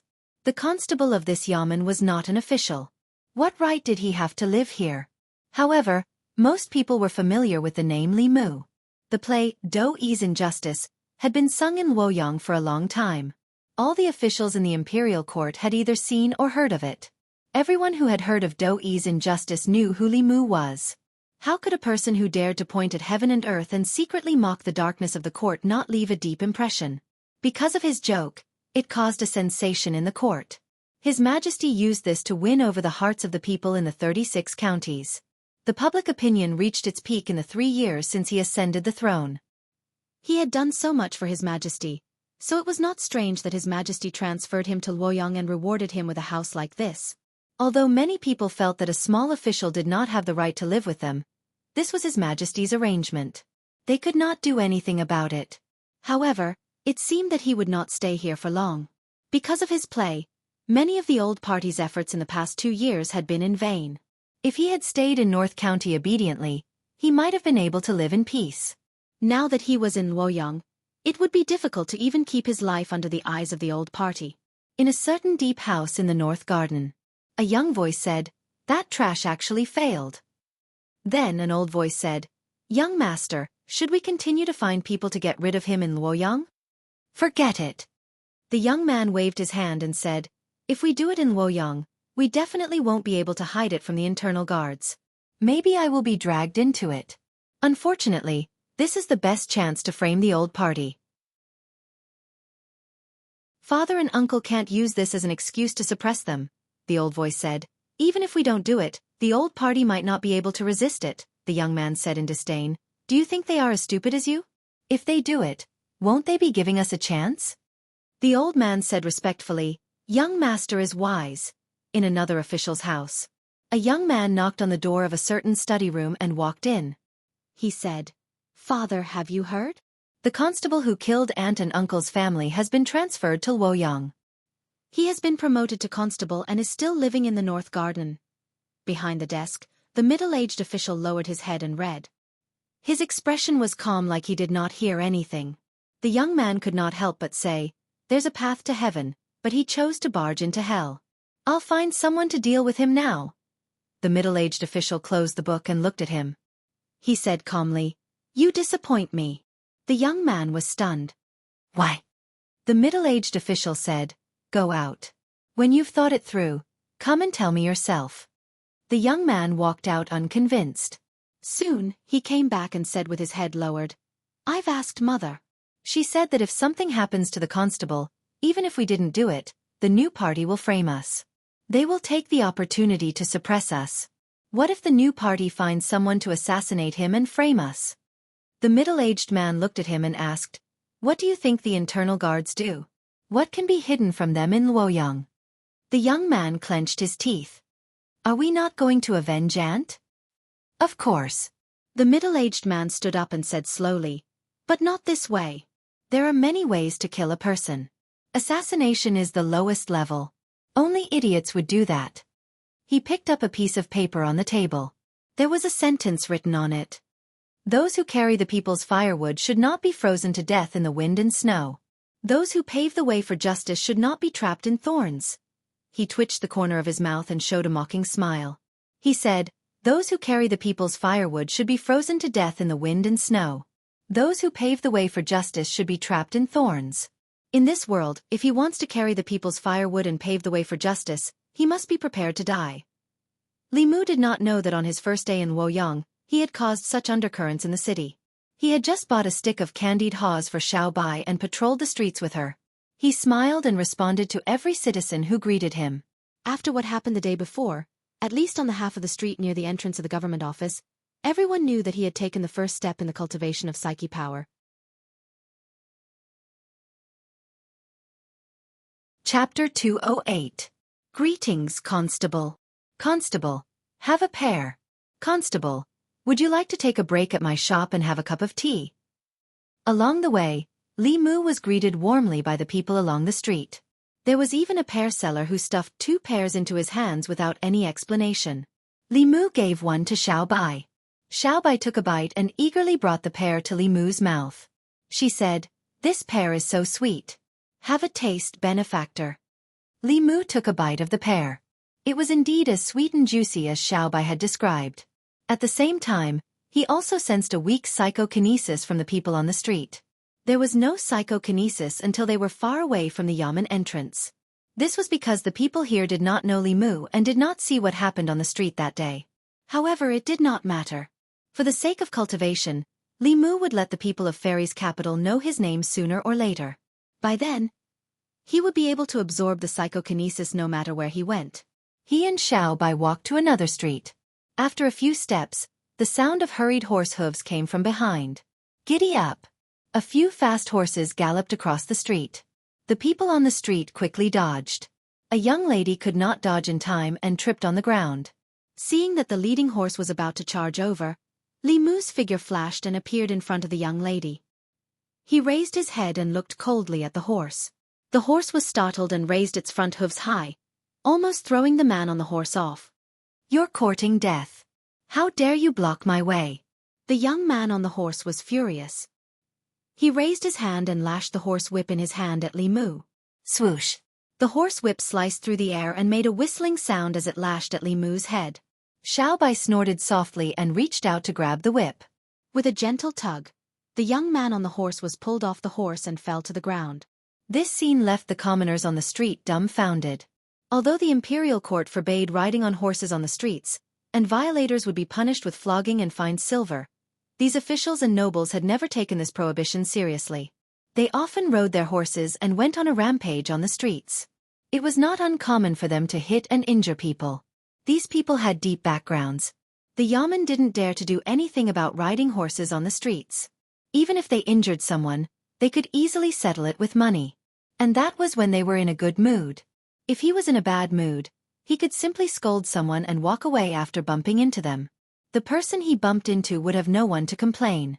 These people were used to being arrogant, and the people of Luoyang were used to it as well. If they encountered them, they would stay far away to avoid provoking them. They had never seen anyone who dared to pull them down from their horses. The young man fell from his horse. Although he was not injured, he was still dizzy from the fall. The people behind him tightened their reins and stopped beside him.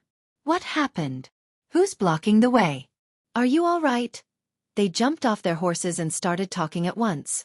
The young man got up from the ground and said with a dark face, "I'm fine." After that, he glared at Li Mu and Xiao Bai fiercely. He gritted his teeth and said, "Who are you? How dare you block our way?" Constable of Luoyang. Li Mu walked in front of Xiao Bai and looked at them. He asked coldly, "Who allowed you to ride horses on the streets of Luoyang?" At first, the young man was worried that it was someone he couldn't afford to offend. Seeing that it was just a small constable, he was relieved. At the same time, he couldn't control his anger. He was actually pulled down from his horse by a nameless official on the streets of Luoyang.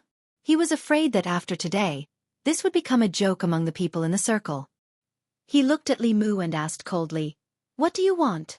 Li Mu pointed at the people riding horses on the streets and said, "You guys, come with me to the yamen." The young man glanced at him and said indifferently, "Let's go." Although he didn't care about a small constable, he wasn't stupid enough to go against someone from the yamen. It was a provocation to the imperial court. When they arrived at the yamen, this person would know how laughable a small constable like him was. After this, he would understand that there were some people he couldn't stop. That was if there was a next time. When they heard the young man's words, they all got off their horses. They didn't resist and just looked at Li Mu mockingly. They followed behind the young man and walked straight to the yamen. Li Mu knew that the sons of officials in Luoyang were arrogant, but he didn't expect them to be this arrogant. Aside from riding horses on the streets, after being caught by Li Mu, they actually walked in front of him to the yamen. Obviously, they knew that the yamen wouldn't dare to do anything to them. The commoners on the street were equally shocked as they watched this scene. They had lived in the Luoyang for many years and had seen fights between factions, the ascension of empresses, the rise of commoners, and the fall of wealthy families. However, they had never seen a mere constable who dared to drag down the sons of officials.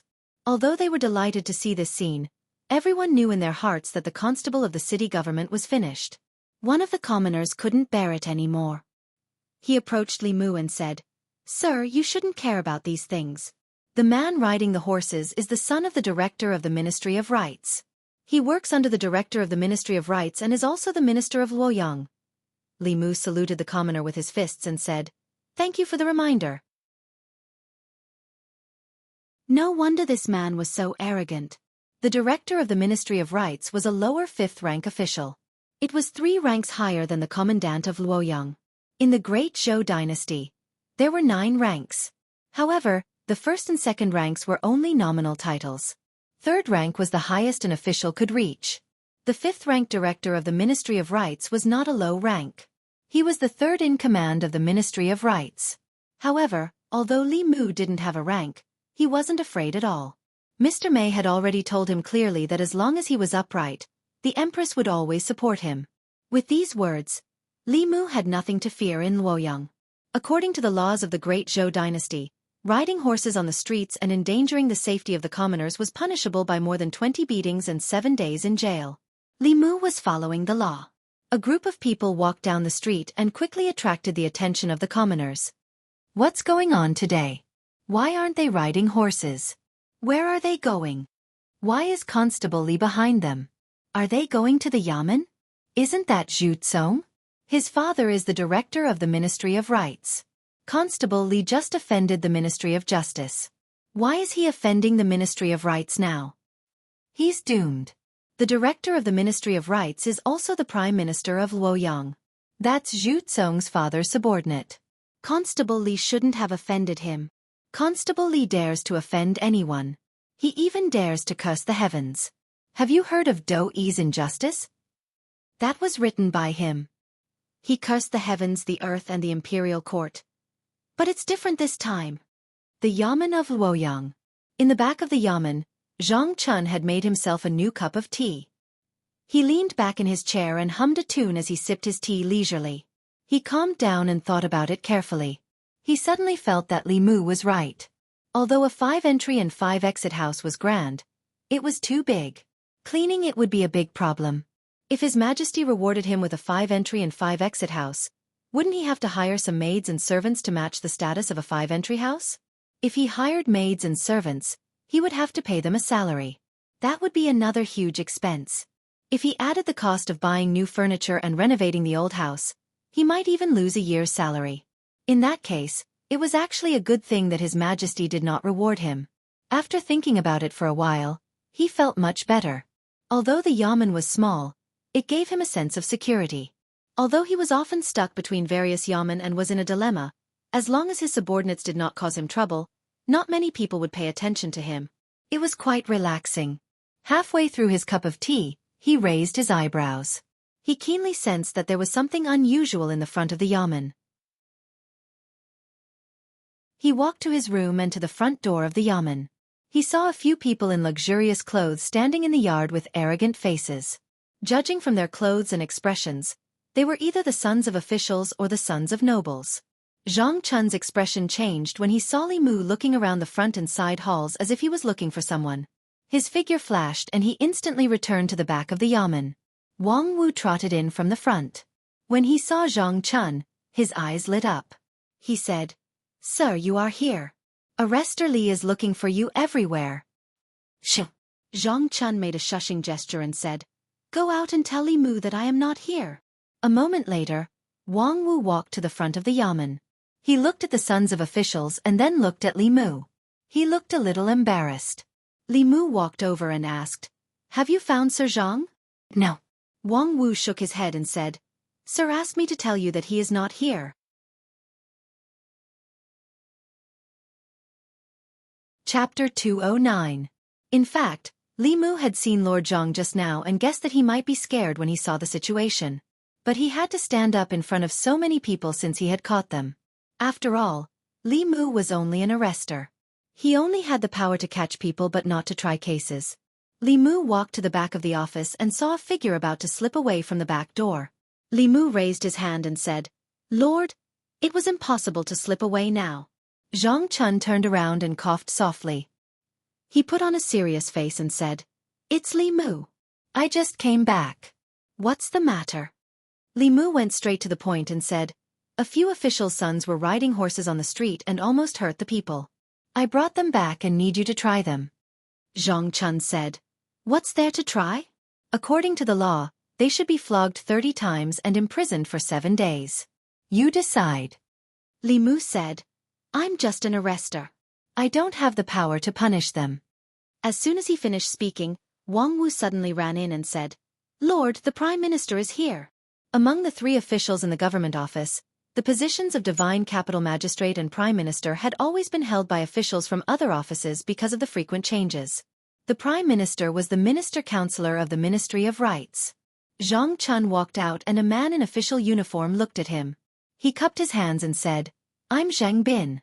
Is this the new commandant of the government office?" Zhang Chun cupped his hands in return and said, "I'm Zhang Chun. Greetings, Lord Zheng."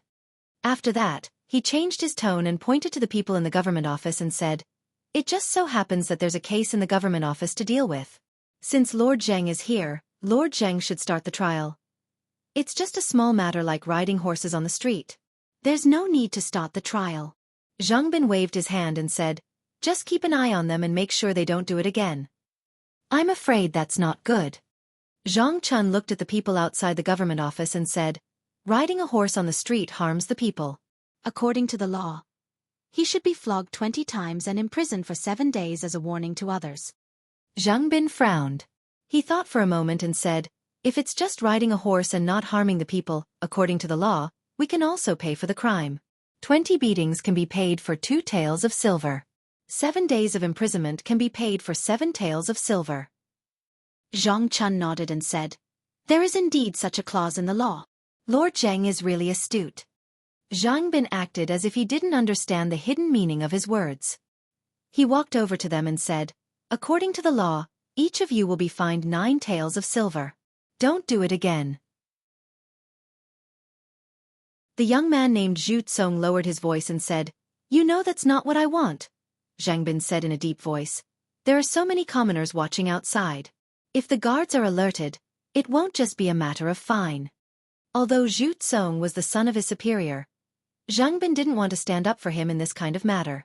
Riding a horse on the street was against the law. If the government office insisted on doing it according to the law, they would be flogged and imprisoned for 7 days. It would be the best outcome if they could get away with the fine. This matter had nothing to do with him. If it weren't for Zhu Tsong's status, Zhang Bin wouldn't have bothered to interfere. The situation in Luoyang was unclear and there were undercurrents. It was best to solve it this way. If the matter was blown out of proportion, it wouldn't end well. Wouldn't he be in trouble? Zhu Tsong finally fell silent. He took out a banknote and handed it to Zhang Bin. He said, "This is our fine. Keep the change." He walked past Li Mu and grinned at him. "We'll meet again." With that, he strode out of the government office with the others. Zhang Bin handed the banknote to Zhang Chun and said, "I'm leaving too.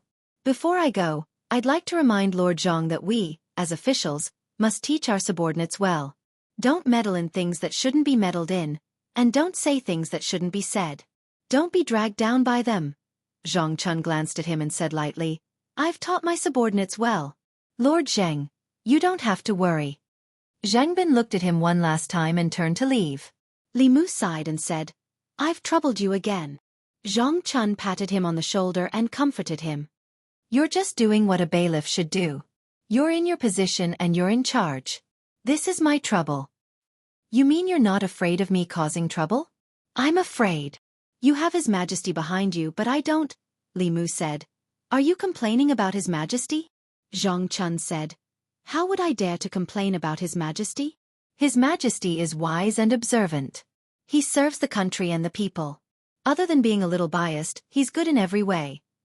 In fact, Li Mu didn't want to cause trouble for Lord Zhang, but he was just a lowly bailiff. Even if he wanted to bear the burden for him, he wasn't qualified. He sighed and said, "If only I could be the Shendu commandant." Zhang Chun looked at him and said, "If you're the Shendu commandant, what will I do?" Li Mu explained, "I'm saying if that's what you mean, that's what you really think." "No," Zhang Chun suddenly looked at Li Mu and said, "I understand. You want to keep causing trouble so that you can send me in as soon as possible. That way, you'll have a chance to replace me, right?" Li Mu hurriedly said, "You're mistaken, Lord. I don't mean that," Zhang Chun said angrily. "I don't dare to do anything that you dare to do. Don't call me Lord. You're my Lord." Li Mu thought about it and said, "Old Zhang, listen to me." Zhang Chun stared at him and said, "Okay, I'm still here and you don't even call me Lord. Have you not put me in your eyes since long ago?" At this moment, Li Mu really wanted to send him in. Zhang Chun left in a huff. The bailiffs led by Wang Wu looked at Li Mu with admiration. Li Mu looked at Wang Wu and asked, "Does the Shindu commandant really have a law that uses silver as punishment?" In the North Commandery, silver was fine, but the punishment couldn't be reduced. This was the first time Li Mu saw that silver could be used as punishment. Wang Wu nodded his head and said, "Unless it is a murder case, all other cases can be reduced or exempted from punishment through the fine of silver. This is the law set by the previous emperor."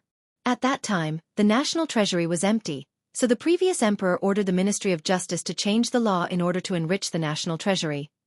Li Mu shook his head. No wonder the Shao dynasty was getting worse and worse every year after Emperor Wen's death. Even if it was a rich and powerful family that enjoyed special privileges, the dynasties that openly displayed such privileges all died very quickly in the end. On the surface, this law was targeted at everyone. As long as one had money, they could use silver as punishment. However, ordinary people couldn't afford the silver used as punishment. To the officials and rich and powerful families, silver was nothing. This was why they were so unscrupulous and caused the current chaos in the Shindu commandery. Li Mu walked out of the yamen. Some of the people outside had yet to disperse. This time, Li Mu felt an extremely weak telekinesis from them. It couldn't be compared to when they punished the old man.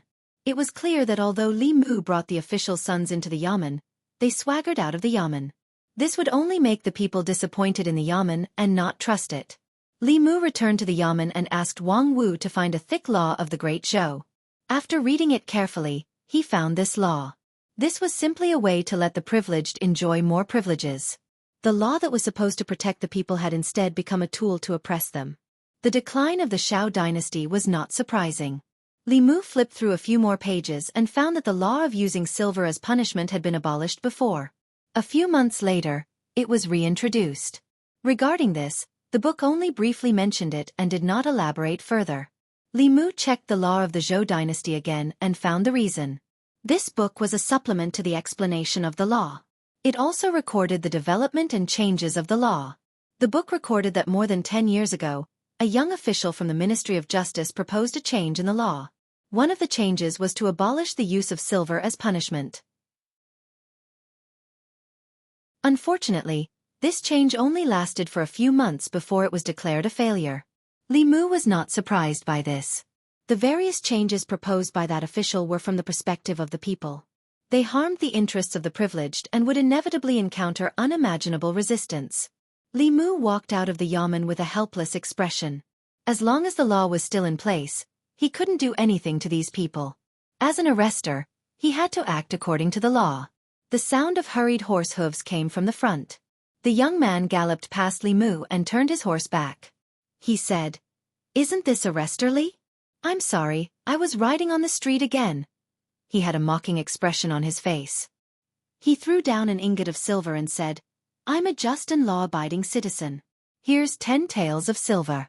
Arrestor Li, help me hand it over to the yamen. The remaining 1 tael is your hard-earned money." The people behind him threw down the ingot with a smile and rode away. Wang Wu's face showed anger. He shouted, "These bastards are too arrogant." Deputy Arrestor Sun shook his head and said, "What can we do? They didn't break the law.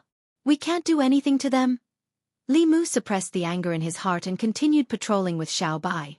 Not long after, the sound of horse hooves came from behind again. Li Mu turned around and saw the young master riding a horse galloping towards him. When he was only 2 steps away from Li Mu, he tightened his grip on the reins. The handsome horse raised its front hooves abruptly and slammed down heavily. "What a coincidence, Arrestor Li. We meet again." He reached into his pocket and took out a banknote. He threw it to Li Mu and said, "This is 100 taels. I'll buy it 10 times. The rest is yours." The first time was a coincidence, but the third time was obviously an undisguised insult. The few arrestors who followed Li Mu turned red, but they didn't dare to do anything. Wang Wu looked at Li Mu and said, "Boss, bear with it." Li Mu shook his head and said, "I really can't bear it." Some things could be tolerated but some things could not. If he could swallow it after being insulted like this, how could he face Xuandu next time? How could he be qualified to call him brother? Zhu Tsong was still riding on the horse with a mocking expression on his face.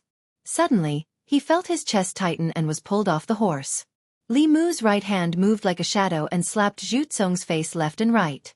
In the blink of an eye, Zhu Tsong's head swelled.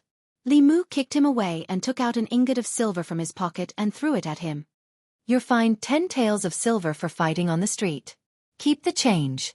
We're so close, so don't be polite with me."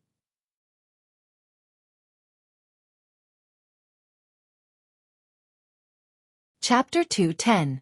Wang Wu trotted over and picked up the silver on Zhu Tsong's body. He handed it to Li Mu and said, "Boss, half of this silver belongs to the yamen. If he wants it, he has to go to the yamen." Li Mu put away the silver ingot again. Although he was not short of money, he still felt distressed to spend it so wastefully. Zhu Tsong's eyes bulged out of their sockets. He pointed at Li Mu and shouted, #*@*. Because of his swollen face, no one could hear him clearly. From the moment Zhu Tsong rode his horse to the moment Li Mu dragged him down and beat him up, everything happened so quickly that by the time the onlookers realized what had happened, Zhu Tsong's head had already turned into a pig's head. At this moment, the other riders behind Zhu Tsong hurried over. The expression of a middle-aged man following behind the horse changed slightly.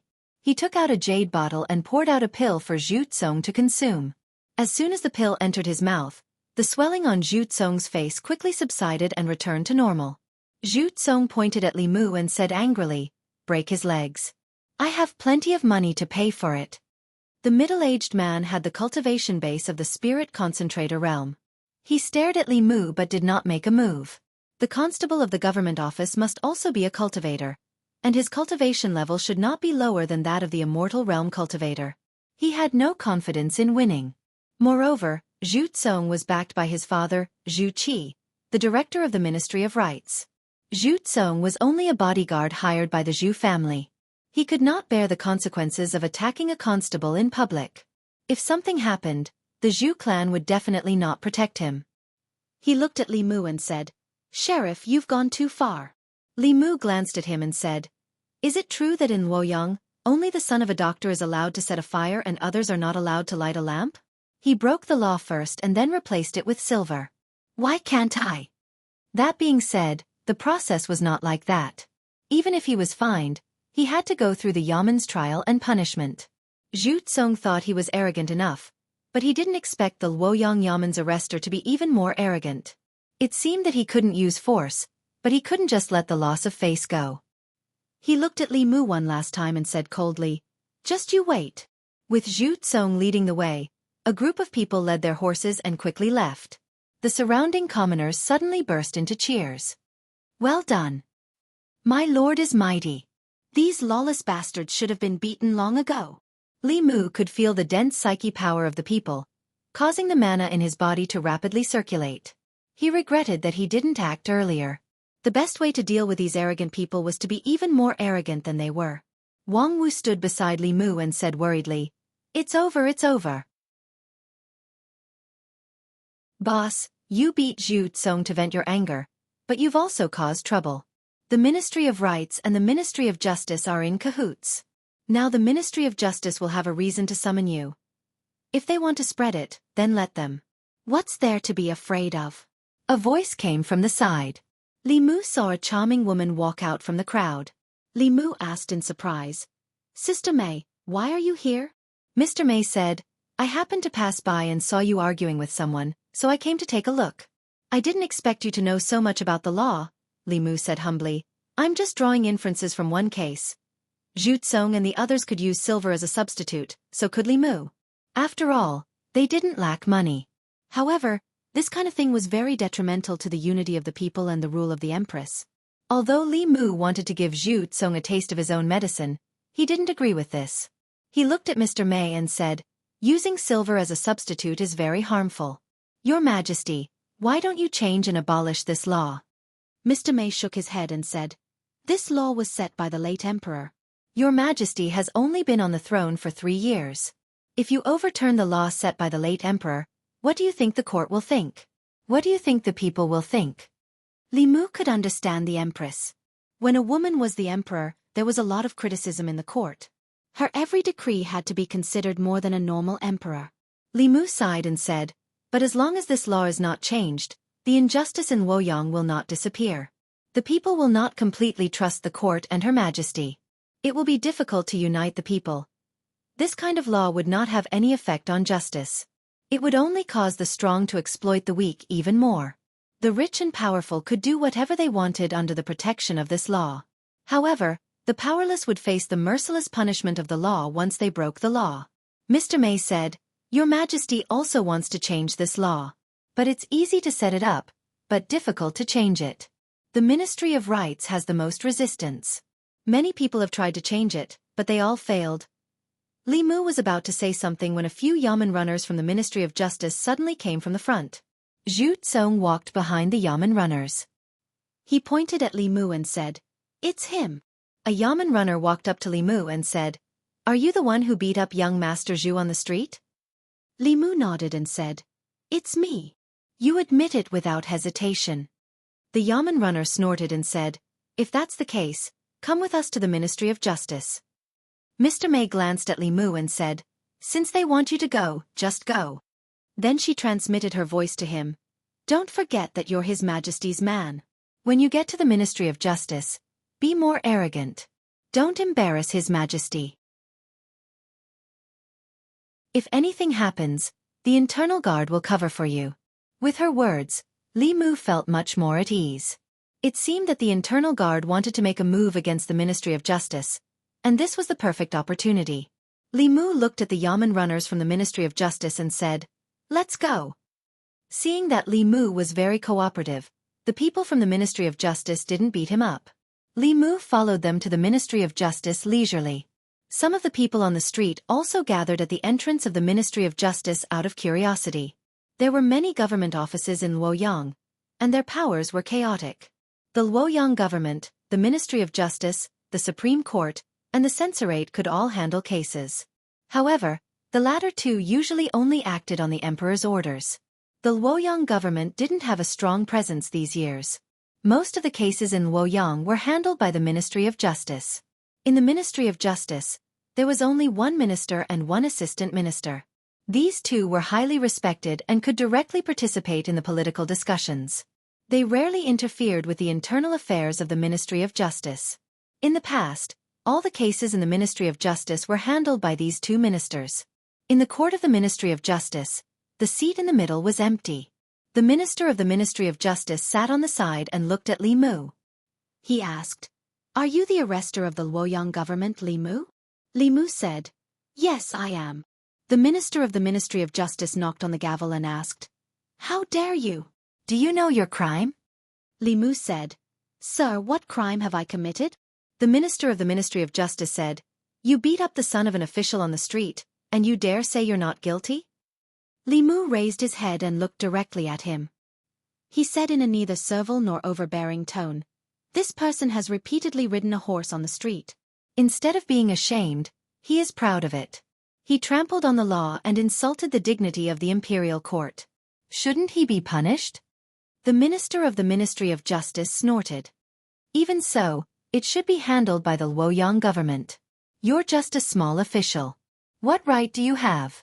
Li Mu pointed at him and said, "This person trampled on the law and insulted the imperial court. You're a dog official. Why don't you interrogate him and interrogate me instead? What right do you have to wear that official's uniform and sit in that position?" Li Mu's voice was like thunder, echoing in the court of the Ministry of Justice. Mr. May had asked Li Mu to come to the Ministry of Justice to be as arrogant as possible. Li Mu didn't know if he was arrogant enough. She obviously wanted to use this incident to catch the Ministry of Justice in trouble. Li Mu naturally had to cooperate with her. In the court, Zhu Tsong and the bailiffs of the Ministry of Justice were dumbfounded. Arrogant. He was too arrogant.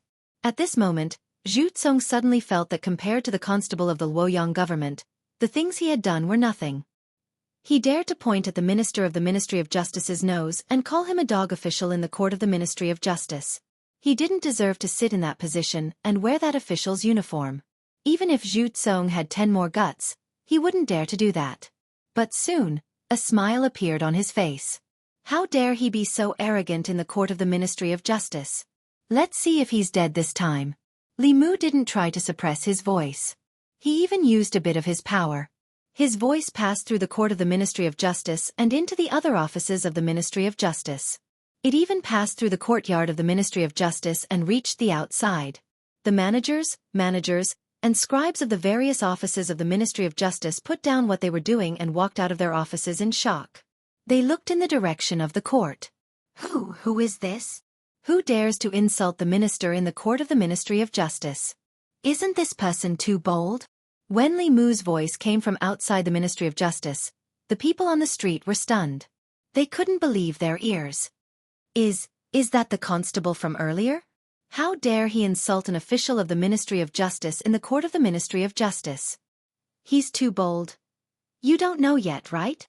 This Constable Li is the one who wrote Do Ease Injustice. He even dares to insult the heavens, let alone an official of the Ministry of Justice. But he's done for. Insulting an official of the imperial court is a serious crime. It wasn't easy to get a good constable from the capital office. What a pity! In front of the crowd, a charming woman smiled. She chuckled and said, as expected of him, "This is outrageous." In the Ministry of Justice, a minister-counselor walked toward the court in anger. When he passed through the courtyard, he was blocked from behind by a figure standing in the courtyard. The minister-counselor hurriedly bowed and said, "Assistant Minister." The person in the courtyard waved his hand and said, "Go about your business." The minister-counselor hurriedly nodded and left. In the court, the minister of the Ministry of Justice recovered from his anger. He stood up abruptly and said angrily, "How dare you? You're the one who's bold." Li Mu pointed at him and scolded, "You can't tell right from wrong. You're a dog official. Do you still have the imperial court in your eyes? Do you still have His Majesty? Do you still have justice?" The minister of the Ministry of Justice was so angry that he trembled. He said loudly, "Men, drag him away. Flog him 50 times. As soon as he finished speaking, a figure quickly ran in from outside the court and whispered a few words into his ear. Hearing that person's words, the minister of the Ministry of Justice's face turned from green to white and then back to green. Finally, he gritted his teeth and sat back down. He glanced at Li Mu and closed his eyes. He said, "You may leave."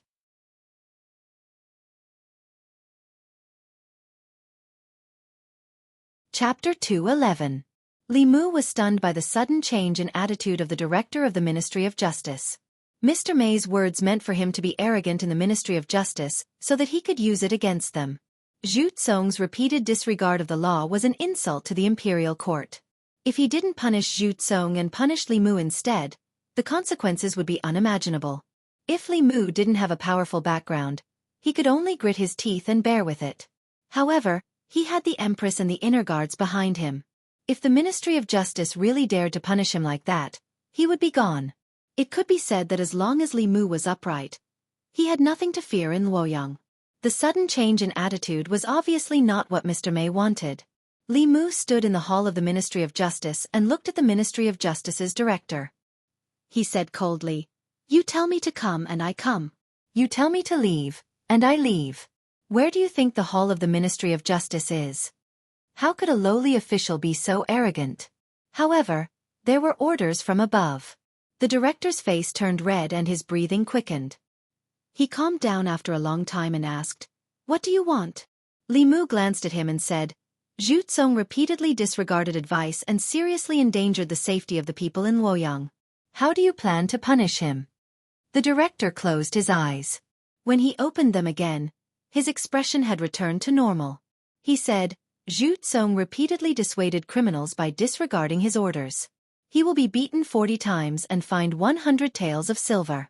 Constable Li Mu of Luoyang will enforce the law impartially."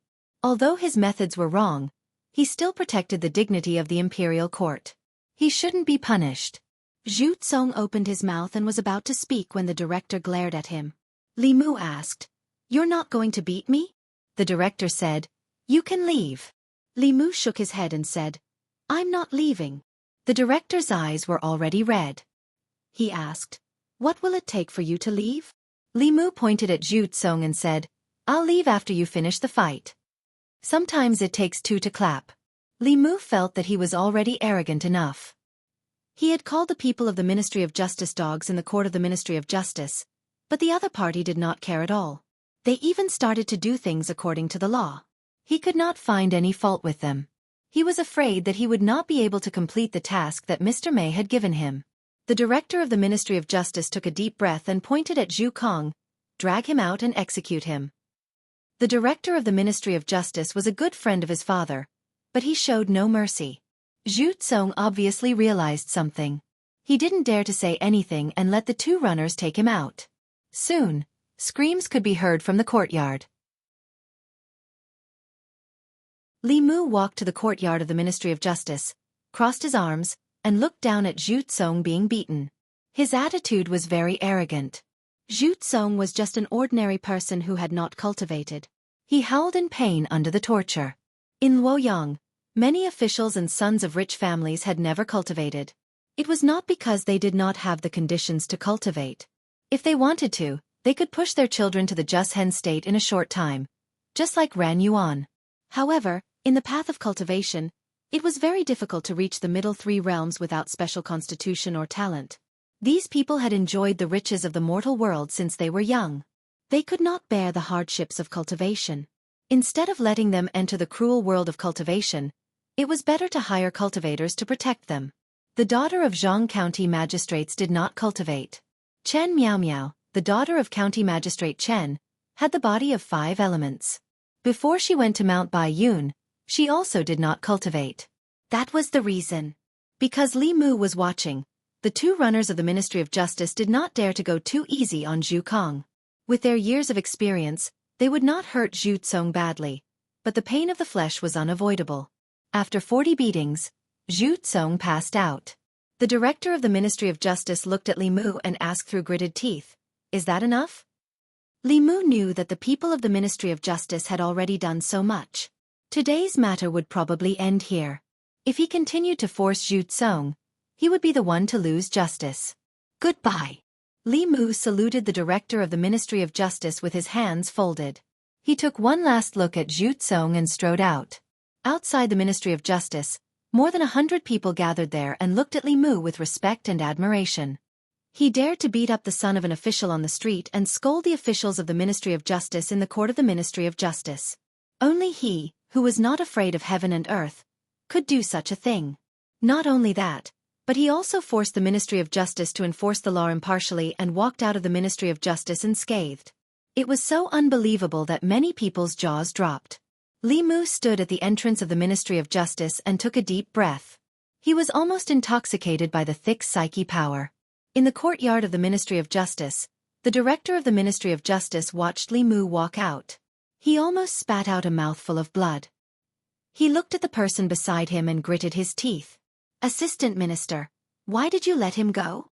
The Assistant Minister of the Ministry of Justice shook his head and said, "There are internal guards outside. If this matter is not handled properly, the Ministry of Justice will have something on us."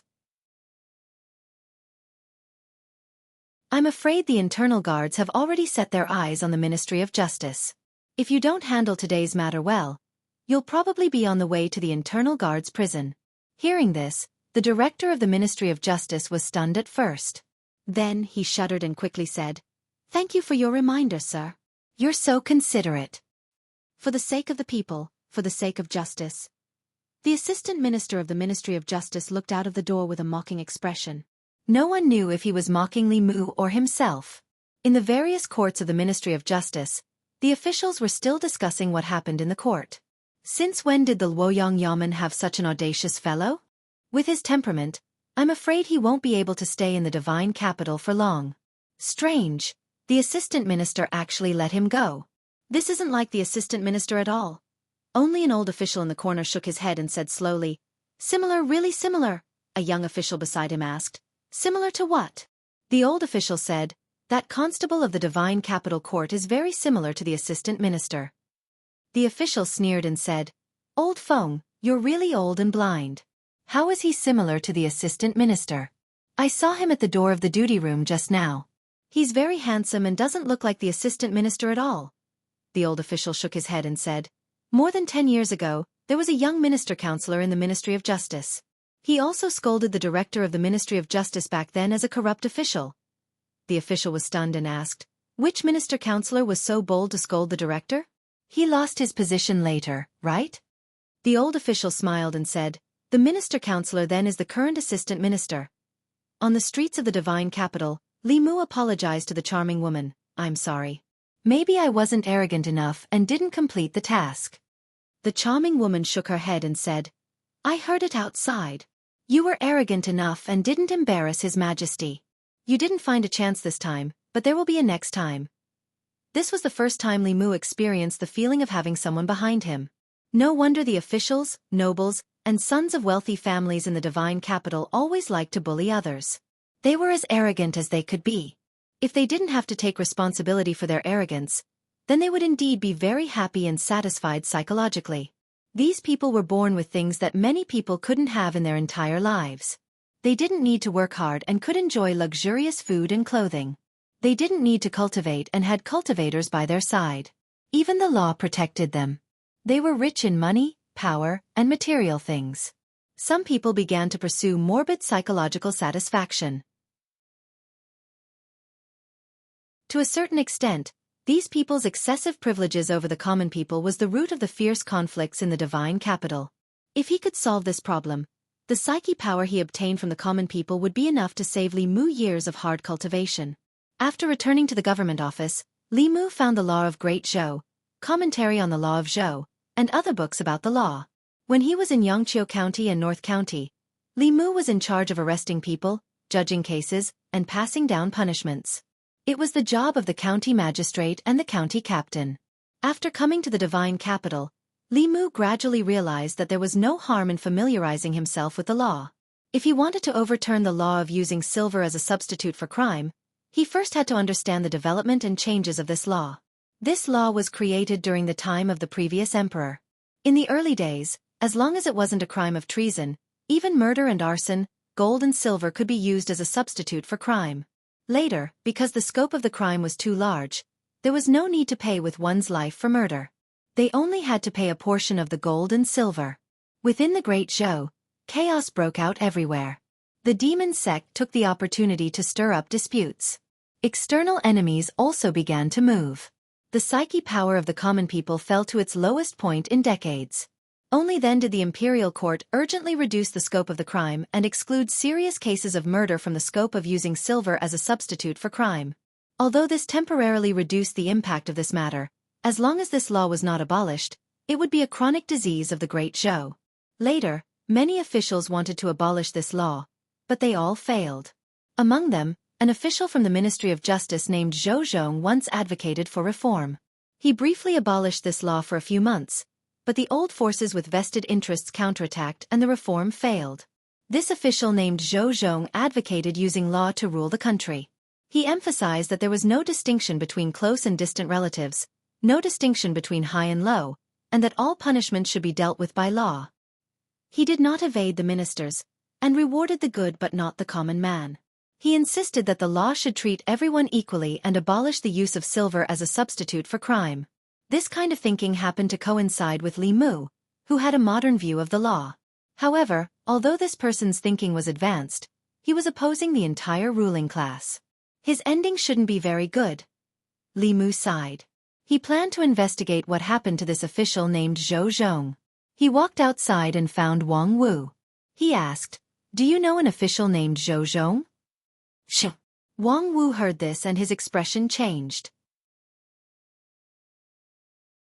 He said, "Boss, you can't call this person by his name." Li Mu's expression changed. He asked, "Why?" Wang Wu said nervously. He was the assistant minister of the Ministry of Justice, the mainstay of the radical faction of the old party. He ignored the law and supported those who were with him. He built the Ministry of Justice into the old party's Ministry of Justice, and sheltered countless people from the old party. The reason why the old party dared to be arrogant in Luoyang was because of him. The people privately called him King of Hell Zhou. If King of Hell wanted you to die at midnight, he wouldn't let you live until dawn. Li Mu shook his head and said, "We're definitely not talking about the same person." The Zhou Zhong that Li Mu mentioned was not afraid of the powerful. He supported the people and promoted the reform of the law. The assistant minister of the Ministry of Justice that Wang Wu mentioned was the umbrella of the old party's evil forces. How could these two people be the same person? Li Mu said, "He used to be the assistant minister of the Ministry of Justice." Deputy Arrestor Sun walked over and said, "The current assistant minister of the Ministry of Justice was the assistant minister of the Ministry of Justice more than 10 years ago." Li Mu was stunned. He asked, "Are there two assistant ministers named Zhou Zhong in the Ministry of Justice?" Deputy Arrestor Sun shook his head and said, "There's only one." Li Mu was stunned for a long time. He still couldn't believe it. After confirming it again and again, Li Mu had to admit that they were talking about the same person. The Zhou Zhong who dared to challenge the power and promoted the reform of the law in the name of justice was the King of Hell Zhou who inverted black and white, mixed up right and wrong, sheltered the evil forces, and caused the people of Luoyang to turn pale when they heard the law. The young man who slayed the dragon back then had become an evil dragon.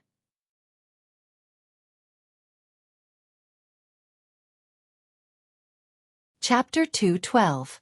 After sighing with emotion, Li Mu calmed himself down and began to think about what he should do next. For both public and private reasons, the law of Great Zhou that forbade the use of banknotes in lieu of crimes should be abolished. For public reasons, abolishing this law was upholding justice. For private reasons, if Li Mu could casually throw a few banknotes at the Yamen's people and swagger out of the Yamen, how would the people trust him and the Yamen? If he couldn't convince the people, he wouldn't be able to obtain psychokinesis from them. However, for more than 10 years, countless knowledgeable officials had tried to abolish this law, but they all failed. What should he do to avoid repeating their mistakes? Li Mu was pondering in the Yamen when Zhang Chun walked in with his hands behind his back. He asked, "I heard you went to the Ministry of Justice and made a scene?" Li Mu replied, "How can that be called making a scene? I just cooperated with them and did some investigation. I came back when I was done." Zhang Chun said indifferently, "As long as you don't bring trouble to the Yamen, you can do whatever you want outside." Li Mu advised him, "Sometimes, making a scene is good for you." "Lord Zhang, don't you want a big house?" A trace of envy appeared on Zhang Chun's face. He said flatly, "I don't want to. It's so troublesome to clean such a big house," Li Mu said. "There will be servants to do the cleaning. Since His Majesty has given you a house, he will certainly reward some maids and servants." "Lord Zhang, just think about it. Every day after you go to the Yamen and come home, you can sit comfortably on a chair.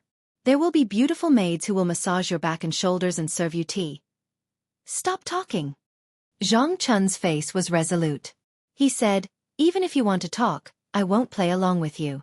I'm not interested in a house with 5 entrances or beautiful servants. He strode out of the door. The resolute look on his face disappeared and was replaced with envy. He was about to leave when he looked up and saw a few figures coming in.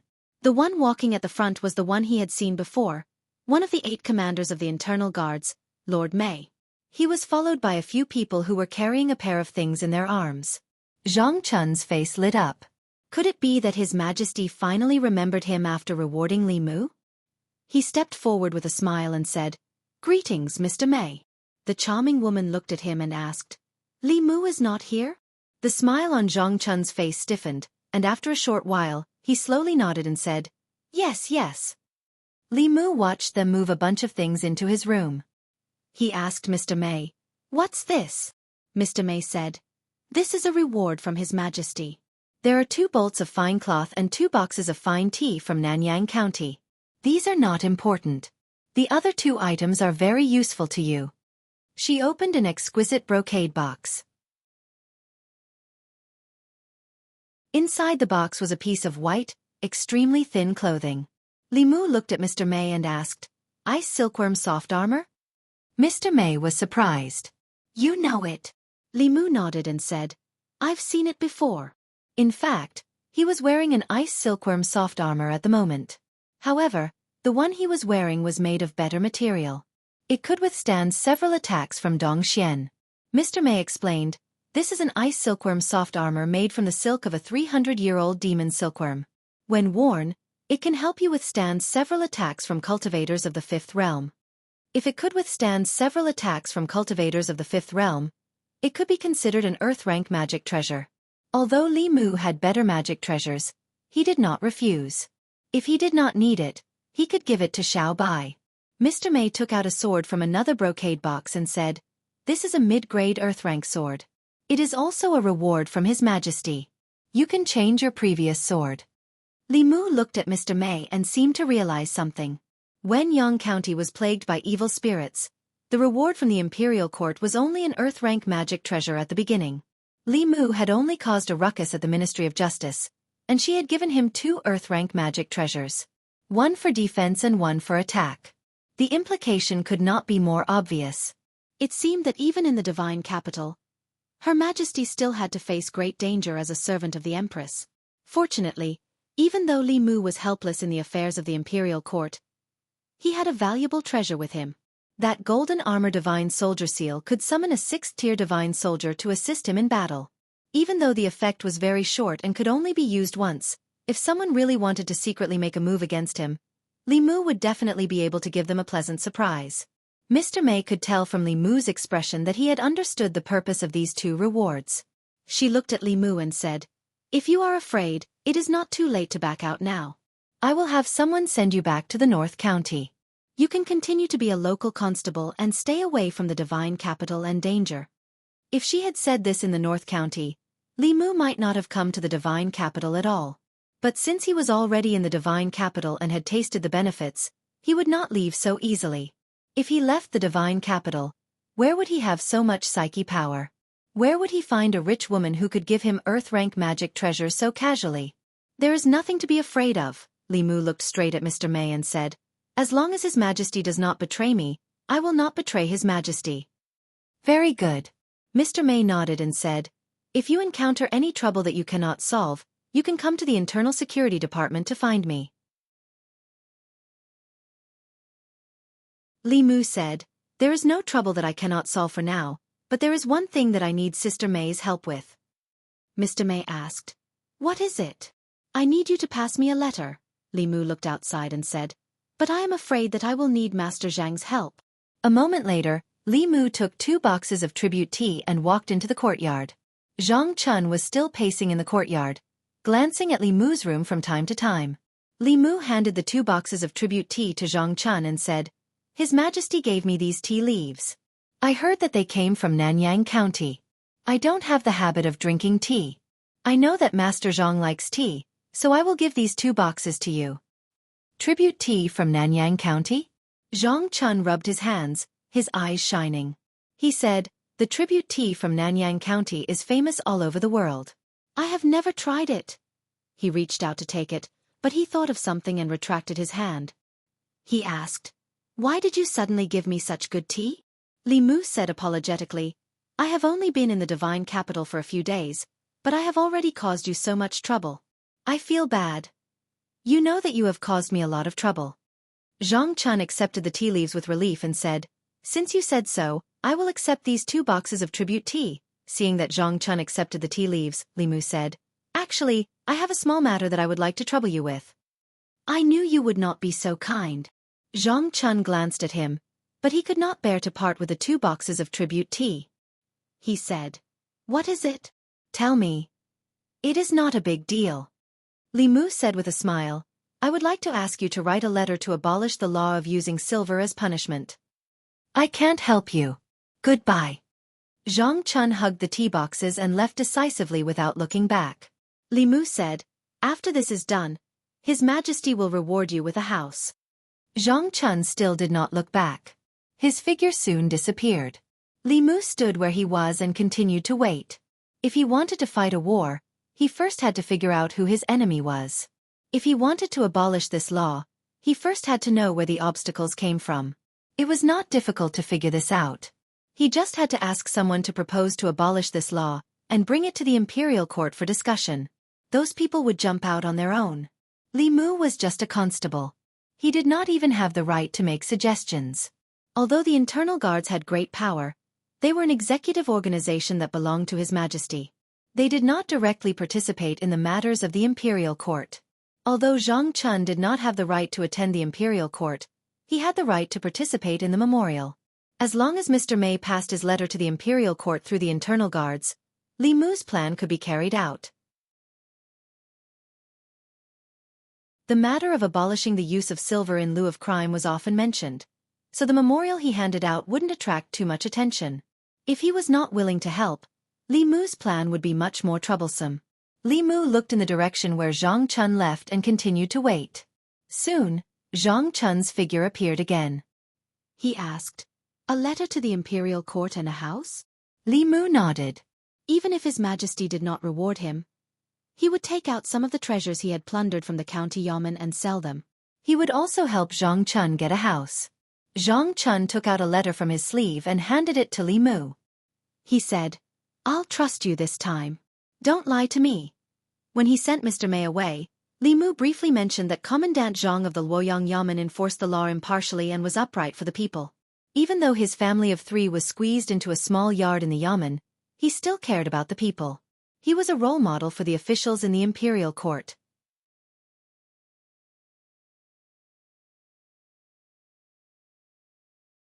Chapter 213.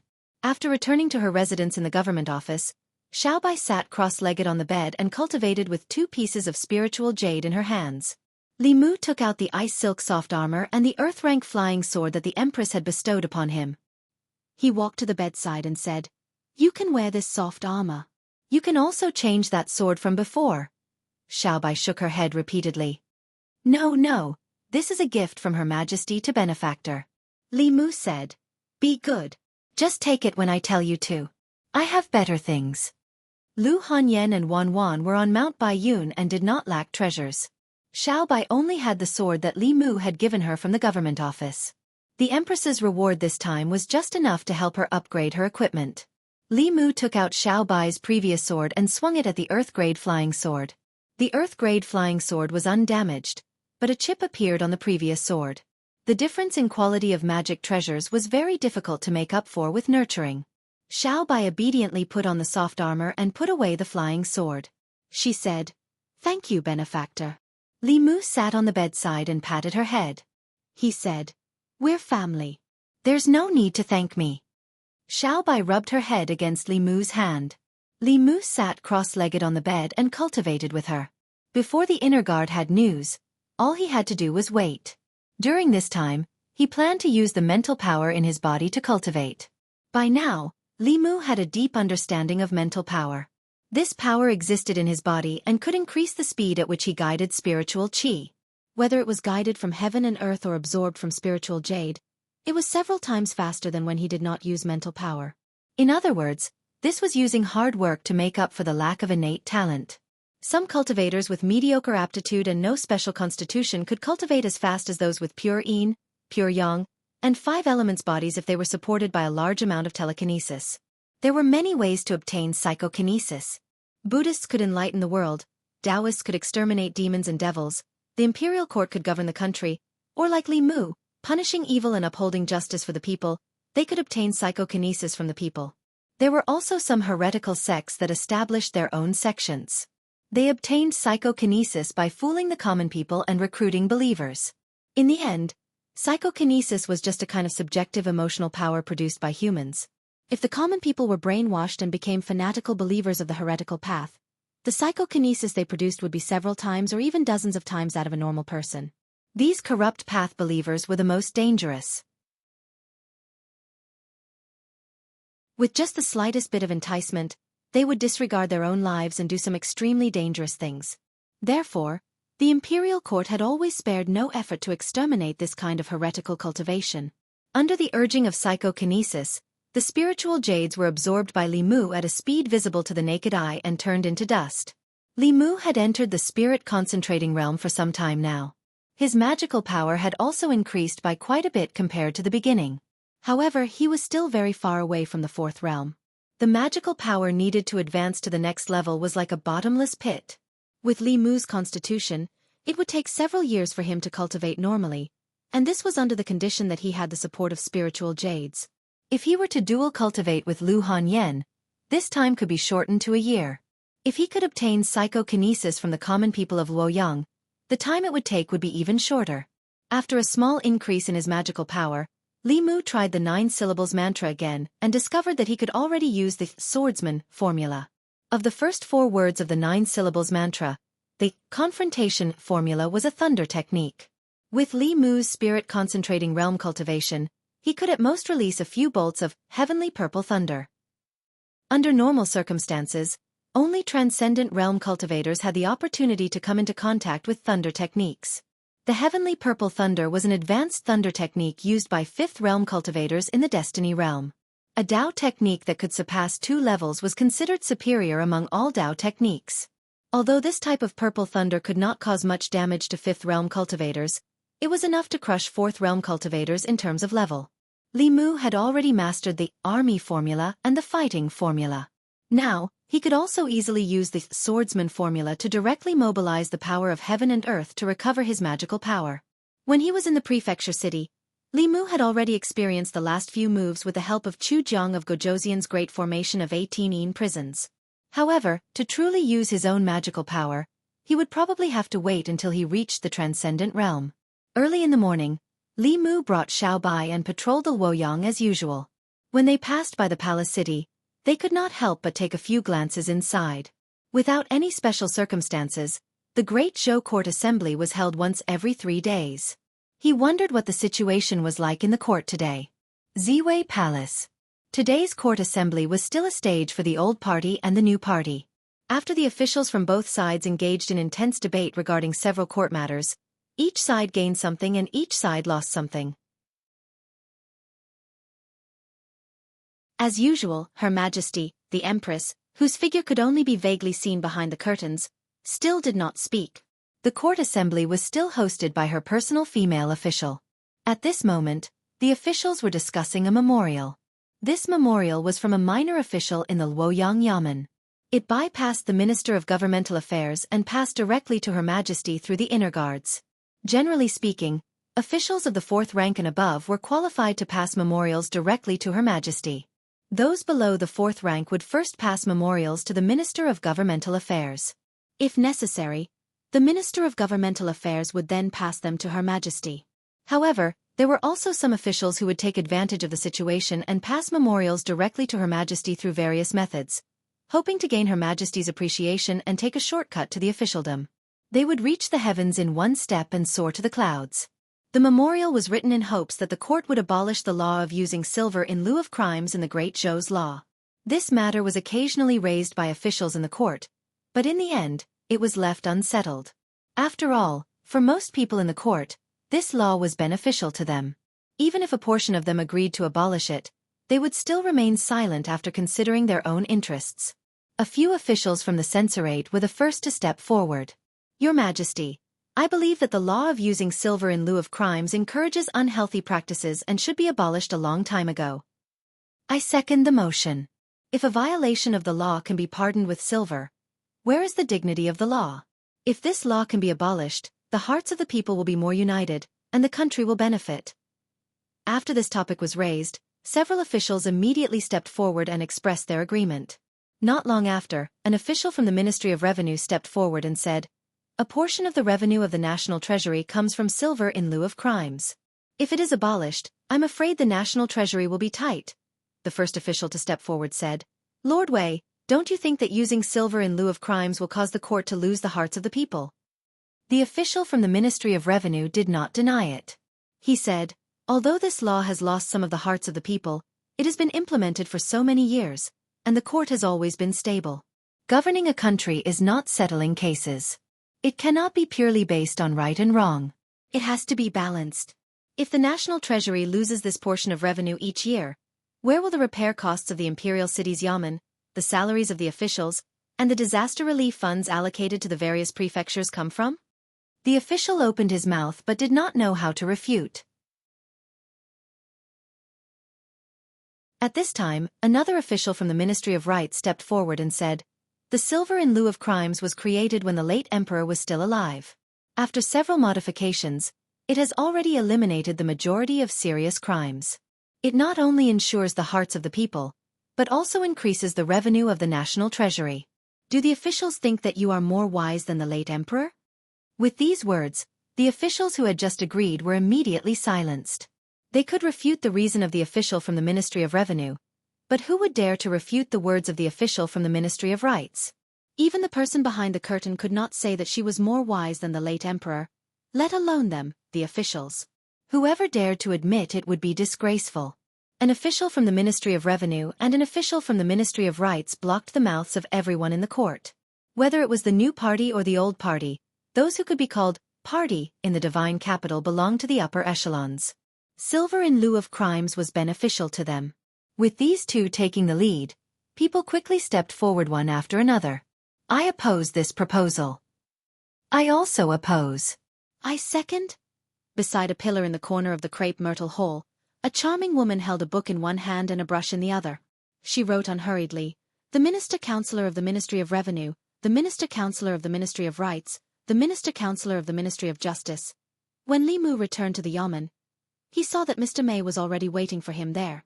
Li Mu walked forward and asked, "How is it?" "Like before, too many people oppose this proposal. We can only put it aside for now." Mr. May shook his head and handed him a book. "The leaders of the opposition are all written here." Li Mu inquired about the situation in the imperial court today from her, and also learned some detailed information. The Ministry of Revenue's reason was not based on any evidence. As long as the punishment was combined or the amount was increased, the problem of the national treasury's revenue could be solved. The problem with the silver in lieu of crimes was not that the punishment was silver, but that only the punishment was used for crimes. Since those people did not care about the silver, they might as well punish them more. The national treasury's revenue in this area would not decrease but increase. As for the Ministry of Rights' reason, it was purely baseless accusations. If the rules set by the previous emperor could not be changed by the descendants, then society would not be able to progress. These were all excuses they came up with. Mr. May said, "Actually, this is not a big deal. Most of the officials above the 4th rank do not care and did not participate. The ones who really oppose are the 5th and 6th rank officials. Their positions are not high, but they are very difficult to deal with. Do you have any ideas?" Li Mu thought for a moment and said, "I do have an idea, but it will cost more silver. I wonder if your Majesty can reimburse me?"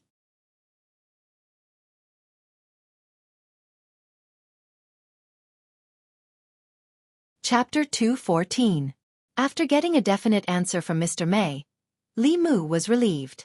Lu Hanyan was not by his side, so he had to be frugal with his spending. He had to ask the Empress for reimbursement for this kind of official expenses. He walked to the front office and found Wang Wu. Wang Wu stood up and asked, "Boss, what's the matter?" Li Mu asked, "Are you familiar with the officials and nobles in Chengdu?"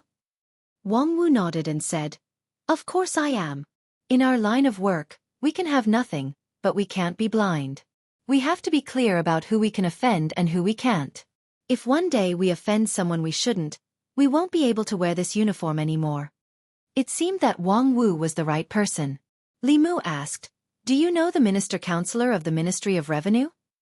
"The Ministry of Revenue has 2 minister-counselors," Wang Wu said. "Under the Ministry of Revenue, there are 3 minister-counselors. Under the Ministry of Revenue, there are 3 minister-counselors. Their official positions are half a rank higher than our Commandant Darren."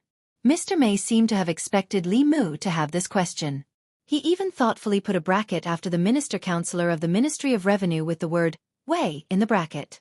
Li Mu said, "Minister-Counselor Wei." Wang Wu was obviously familiar with the officials in the court. He immediately said, "Then it's Lord Wei of the Ministry of Revenue." Li Mu asked again, "Who's in his family?" This time Wang Wu thought for a while and said, "In Minister-Counselor Wei's family, other than him, has a wife and 2 concubines. He and his wife have no children. The second concubine gave him a daughter, and the third concubine gave him a son. Lord Wei likes the son very much and usually spoils him to the heavens." Li Mu was not surprised to know that he was an official of the Ministry of Revenue. However, knowing so much about his family was a bit hard to believe. Li Mu looked at Wang Wu in surprise and asked, "How are you so familiar with this?" Wang Wu quietly returned to the duty room and quickly ran out with a thick book in his arms. He said, "This is what I saved up with great difficulty over the years." Li Mu flipped open the book and was momentarily stunned. This book was clearly written by Wang Wu himself. It detailed the various officials in the capital, the 3 provinces, 6 departments, 9 temples, and 24 divisions, as well as their family situations. There was even an analysis of the personalities of the officials in the yamen, including the mobilization of the officials in the yamen. It was all written in the book. This was practically a true record of Great Zhou's officialdom. Li Mu asked, "Why do you remember these things?" Wang Wu sighed and said, "I was afraid of offending someone I shouldn't offend. There are many people in the capital who can crush us with just a wave of their hand, so I asked around in advance." Li Mu praised, "You're really a talent." Wang Wu rubbed his head and said embarrassedly, "Boss, you flatter me." Li Mu quickly found a breakthrough point from Wang Wu's words. He asked Wang Wu, "Tell me about Minister-Counselor Wei's son." Wang Wu flipped through a few pages of the book and said, "Minister-Counselor Wei's son is called Wei Peng. Because he's the only descendant of the Wei family, he's been doted on since he was young. Therefore, his temper is rather eccentric. Even the sons of other officials aren't willing to play with him. He loves good food and his favorite restaurant is the Floating Fragrance Restaurant." Floating Fragrance Restaurant. Several constables were drooling over the dishes in front of them. Wang Wu finally couldn't help but ask Li Mu, "Boss, can we eat these dishes?" Li Mu took a bite and said, "Of course, why not? It's public expense." Wang Wu and the others all picked up their chopsticks, looking as if they were going to sweep away all the dishes.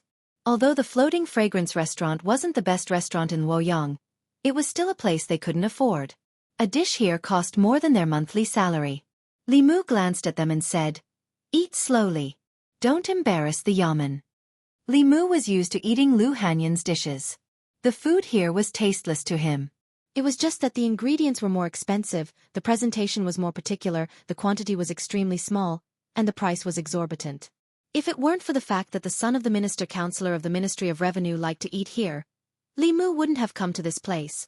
In an exquisite private room on the 2nd floor of the Floating Fragrance Restaurant, Wei Peng and a few friends finished eating and walked out of the private room and down the stairs. One of them said as he walked, "I heard that Zhu Tsong was flogged in the Ministry of Justice. Why would the Ministry of Justice do anything to him?" Another person said, "I've heard that Zhu Tsong and a few others were caught riding horses on the streets of Luoyang. He paid the fine and gave the arrestor 100 taels after he got out, saying that he would do it 10 more times. He shook his head and said, Zhu Tsong really thinks that he can do whatever he wants in Luoyang just because his father is the director of the Ministry of Rights. It's fine if it's normal times, but this time he's too arrogant. Isn't he riding on the head of the imperial court?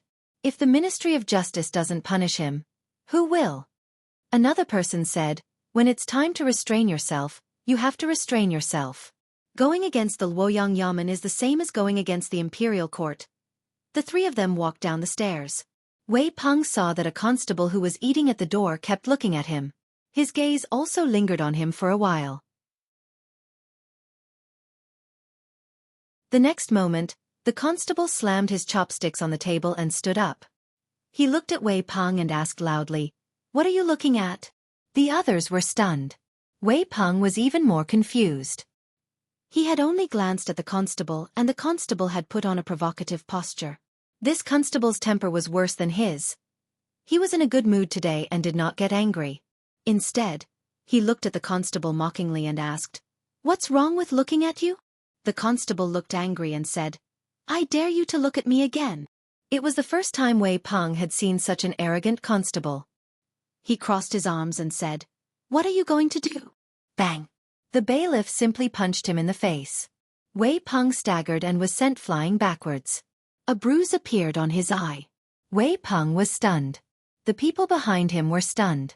The guests, shopkeeper, and waiters of Wafting Fragrance Inn were all stunned. He punched someone just because they looked at him a little longer.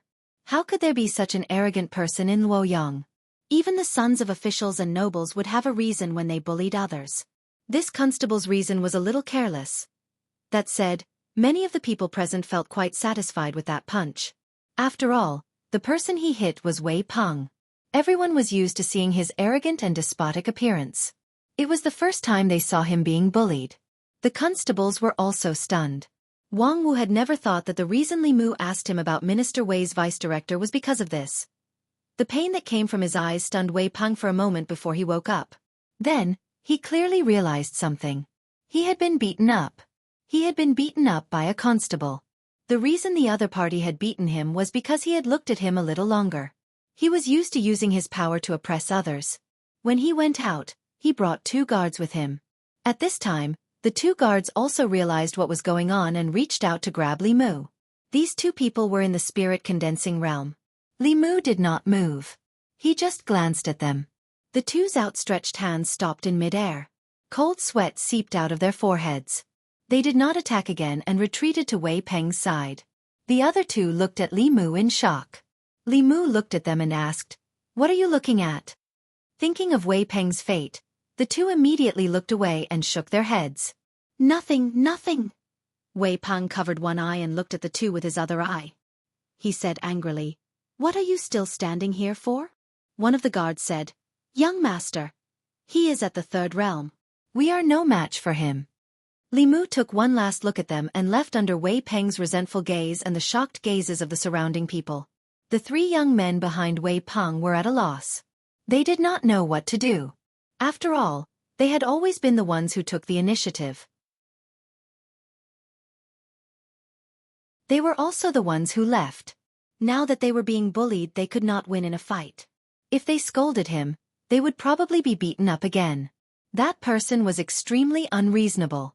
Even if they looked at him a little longer, they would be punched. If they scolded him, it would not be a matter of 1 or 2 punches. One of them looked at Wei Peng and asked, "What do we do next?" Wei Peng's face darkened. He said, "Go to the Ministry of Justice." Li Mu left the restaurant and walked leisurely to the government office. Wang Wu followed behind him and asked with his mouth agape, "Boss, what are you doing?" Li Mu could not be bothered to explain to him. He said, "You will know in a while." Wang Wu said anxiously, "What do you mean by in a while?" "The people from the Ministry of Justice will be here soon. We are the unreasonable ones this time." Wang Wu's prediction was right. The people from the Ministry of Justice came very quickly, even faster than Li Mu arrived at the government office. When he returned to the government office, the people from the Ministry of Justice were already waiting outside. Li Mu had already met a few bailiffs from the Ministry of Justice twice. The leader looked at him with a cold smile and said, "Constable Li, I'm afraid we'll have to trouble you to come with us." Li Mu did not refuse. He said, "Let's go." Xiaobai ran out of the government office and asked softly, "Benefactor, what's the matter?" Li Mu said, "Nothing. You stay in the government office first. I'll be back in a while." The bailiff from the Ministry of Justice had a mocking expression on his face. Last time he was the reasonable one. Under the threat of the internal guards, the doctor did not dare to judge randomly. This time he was the one who beat someone first. The reason was in the Ministry of Justice. As long as the doctor handled the case fairly, He would have to go in standing and come out lying down. Li Mu originally wanted Xiao Bai to stay in the government office, but she insisted on following. Li Mu let her go. It was Li Mu's second time in the court of the Ministry of Justice. The doctor of the Ministry of Justice sat on the top. Wei Peng and his bad friends stood on the side, looking coldly at Li Mu. The doctor knocked on the gavel and asked, Li Mu, Wei Peng said that you beat him up for no reason. Is this true? Li Mu explained. Who told him to look at me? The doctor said in a low voice. He only looked at you and you beat him up? Li Mu looked at Wei Peng and asked, haven't they done this kind of thing before? The doctor knocked on the gavel again and said, I don't care about the past. I only want to ask about the present. Did you beat Wei Peng up for no reason at Spring Fragrance Brothel? Li Mu nodded and said, yes. Since you've admitted to the crime, there's nothing left to interrogate. The doctor sneered and said, men, drag him away. Give him 20 beatings and throw him into the Ministry of Justice's prison for 7 days. He looked at Li Mu with satisfaction. Last time, the internal guards were there, and it was Zhu Tsong who made the mistake first. He had no choice but to let him walk out of the government office. But this time was different.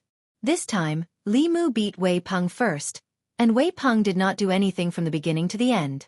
This case could not be simpler. Even if the Heavenly Emperor came today, he would still be guilty.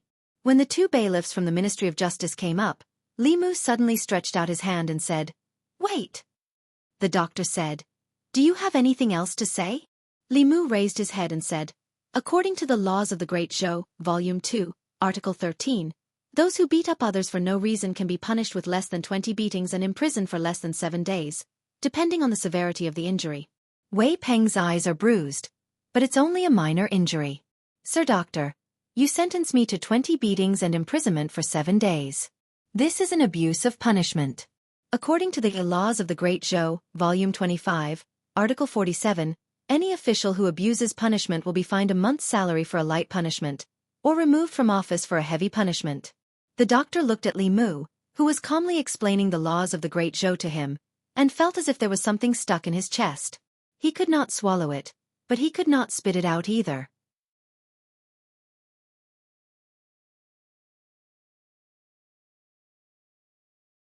Chapter 2:15. What made the director of the Ministry of Justice gloomy was that Li Mu had said so much, and every word he said was reasonable. According to the laws of the Great Zhou, as long as no serious injuries or deaths were caused, the maximum punishment for fighting would be 20 strokes of the cane and 7 days of imprisonment. Wei Peng only had a black eye, which was a light injury among light injuries. If he was sentenced to the most serious crime of fighting, he might not be able to convince the public. He was not afraid of not being able to convince the public, but he was afraid of not being able to convince the internal guard. This was a clear abuse of power, and a heavy punishment was a light crime. The internal guard was a sharp sword hanging over the heads of the officials of the divine capital. If this sword fell, even if he could keep his head, he would definitely not be able to keep his position. However, if he downplayed this matter, he would not be able to swallow the anger in his heart. He was a constable, and catching people was his job. Why would he study the laws of the Great Zhou? The director of the Ministry of Justice took a deep breath. After calming himself down, he said, I won't imprison you. 10 strokes of the cane isn't an abuse of punishment, right? Li Mu nodded. Of course not. After all, the law was only a reference. It could not be so precise as to how a black eye should be punished. As for how the punishment should be, it was up to the judge to decide the punishment according to the actual situation. This was the authority of the judge. The director of the Ministry of Justice waved his hand and said, Men, drag him out and execute him. He could choose not to imprison him, but he had to beat him. If he did not make Li Mu lose half his life today, he would not be able to appease the hatred in his heart from being humiliated twice. Although this person was a constable, he was still inexperienced. He probably did not know that the bailiffs of the Ministry of Justice had long been trained to be skilled. They could beat someone 100 times with the cane and only hurt the flesh. They could also beat someone to death within 10 strokes. Whether it was 10 strokes, 20 strokes, 100 strokes, or 200 strokes, they could all achieve the same result. The director of the Ministry of Justice gave the 2 bailiffs a look. After the 2 understood, a trace of fierceness appeared in their eyes. Wait. Li Mu stretched out his hand again. The director of the Ministry of Justice said angrily, "What else do you want?" Li Mu slowly said, "According to the law of the Great Zhou, Book 2, Article 13, the crime of fighting can be substituted with silver. And according to the law of the Great Zhou, Book 50, Article 1, it explains the substitution of silver. 1 cane can be substituted with 1 tael of silver. 10 canes, that is 1 tael of silver." Li Mu took out a piece of silver from his bosom and walked to the table where the director of the Ministry of Justice was sitting. He placed the silver on the table and said, "There's more than 1 tael of silver here. Keep the change." The director of the Ministry of Justice opened his mouth, but did not know how to refute. The silver of guilt was a rule set by the previous emperor, and it was still in use today. In today's morning court, he even stood out to oppose the proposal to abolish the silver of guilt. In other words, Li Mu's actions were in accordance with the law. However, this law had always been used by the Ministry of Justice to protect their accomplices. When had it ever been used on themselves? Li Mu looked at the director of the Ministry of Justice and asked, "Is there a problem?" The director of the Ministry of Justice did not speak. He could not deny Li Mu, because denying Li Mu was the same as denying himself. A few hours ago he was still in court, arguing that the silver of guilt was beneficial to the country, and not a tool used by some party for personal gain. If he did not allow Li Mu to use the silver of guilt, he was afraid that the internal guards would immediately accuse him of abusing his power for personal gain. That would be the end of him. The director of the Ministry of Justice shook his head and said, "No problem." Li Mu said, "If there's no problem, I'll go back first. See you next time." Wei Peng had been standing to the side and watching. At this moment, he could no longer hold back. He pointed at Li Mu and asked the director of the Ministry of Justice, "Are we letting him go just like that?" The director of the Ministry of Justice said with a dark expression, "According to the law, he paid the silver and it was enough to pay for his crime." Wei Peng cursed angrily, "Which idiot made this bullshit law? Where is the justice?" Li Mu, who already had 1 foot out of the hall of the Ministry of Justice, pulled back the foot he had taken. He turned around and walked back. He looked at the director of the Ministry of Justice and asked, "Did you hear that?" The director of the Ministry of Justice held his forehead and shook his head. "I didn't hear anything." "I heard it." Li Mu pointed at Wei Peng and said, "He just said which idiot made this bullshit law. The silver of guilt law was made by the previous emperor.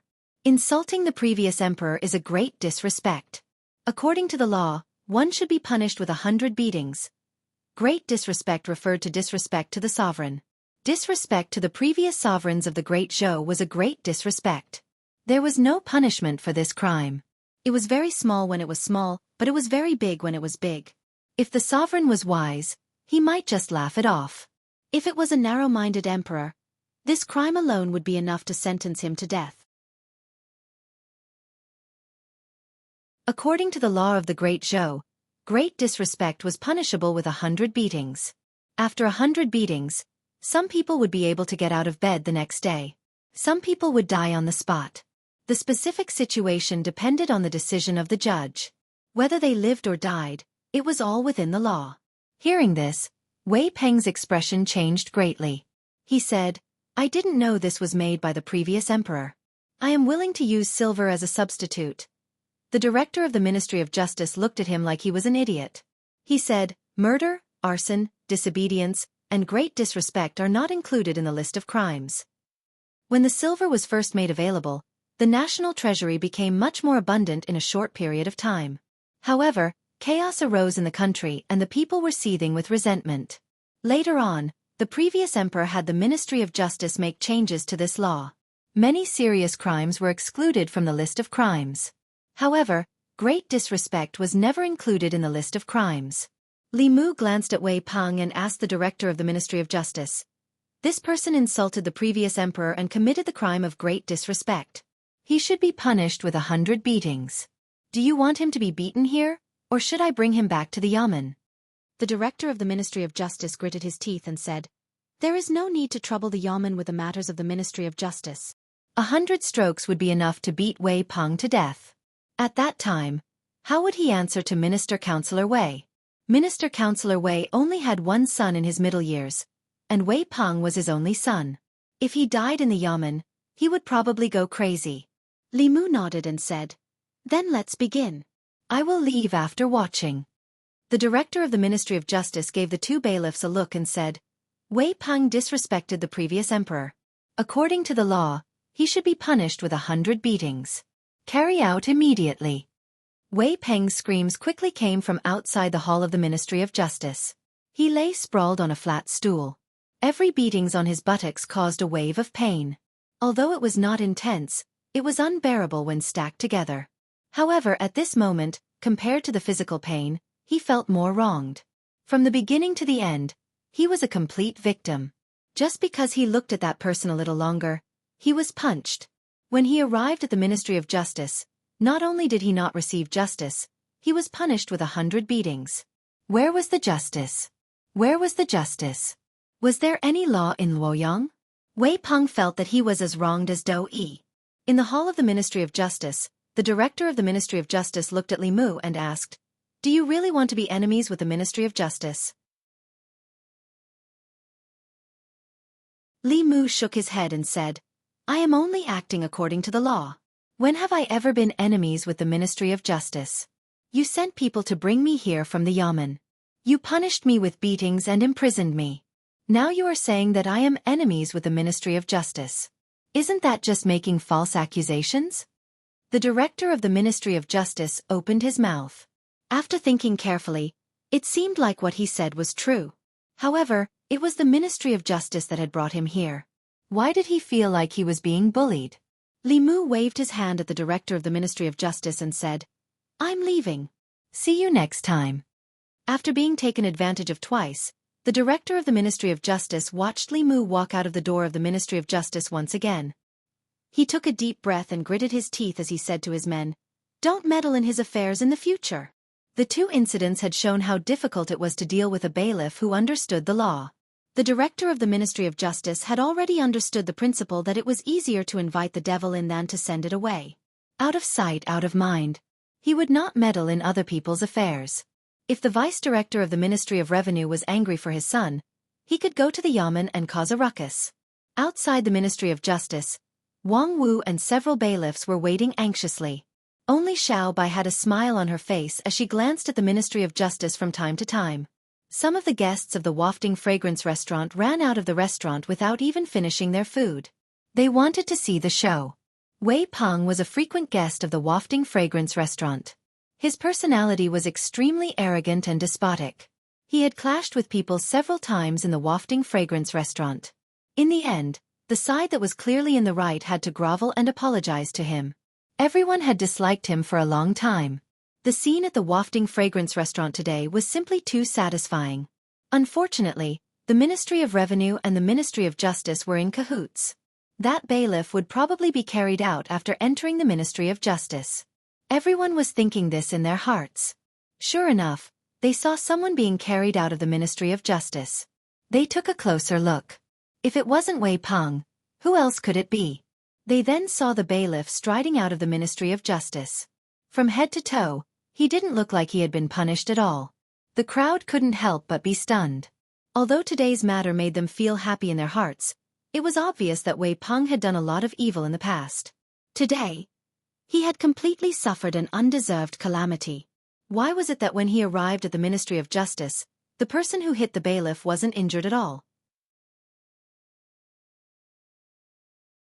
Instead, the bailiff who was beaten seemed to have been severely punished? Although this kind of thing wasn't rare in the Ministry of Justice, in the past, the people who hit the bailiff were all people like Wei Peng. Could it be that the bailiff's background was even deeper than Wei Peng's? Wang Wu and the others were already dumbfounded. They ran forward and asked, "Boss, are you all right?" Li Mu glanced at him and asked, "What can happen to me?" Wang Wu and the others sized up Li Mu from head to toe. Then, they began to look at him with reverence. After hitting the people of the Ministry of Justice, he could make the Ministry of Justice hit his own people again. In the end, he walked out of the Ministry of Justice safely. Other than him, who else could it be? Everything that happened in the Ministry of Justice couldn't escape Xiao Bai's ears. She raised her head and looked at Li Mu with little stars in her eyes. She said, "If benefactor is a fox, he must be the smartest fox In the Ministry of Justice, the director of the Ministry of Justice paced around the hall and muttered, "Something's wrong. Something must be wrong." A figure stood at the door and asked, "What's wrong?" The director of the Ministry of Justice raised his head and immediately said respectfully, "Lord Assistant Minister." The Assistant Minister of Justice asked, "What's wrong?" The director of the Ministry of Justice scratched his head and said, "The one who hit the bailiff was fine. Instead, the one who was beaten was punished with a cane. What was wrong became right, and what was right became wrong." The Assistant Minister of Justice glanced at him and said indifferently, "According to the law, no one is wrong, but right and wrong are reversed and black and white are mixed up. Then the one who is wrong is the law."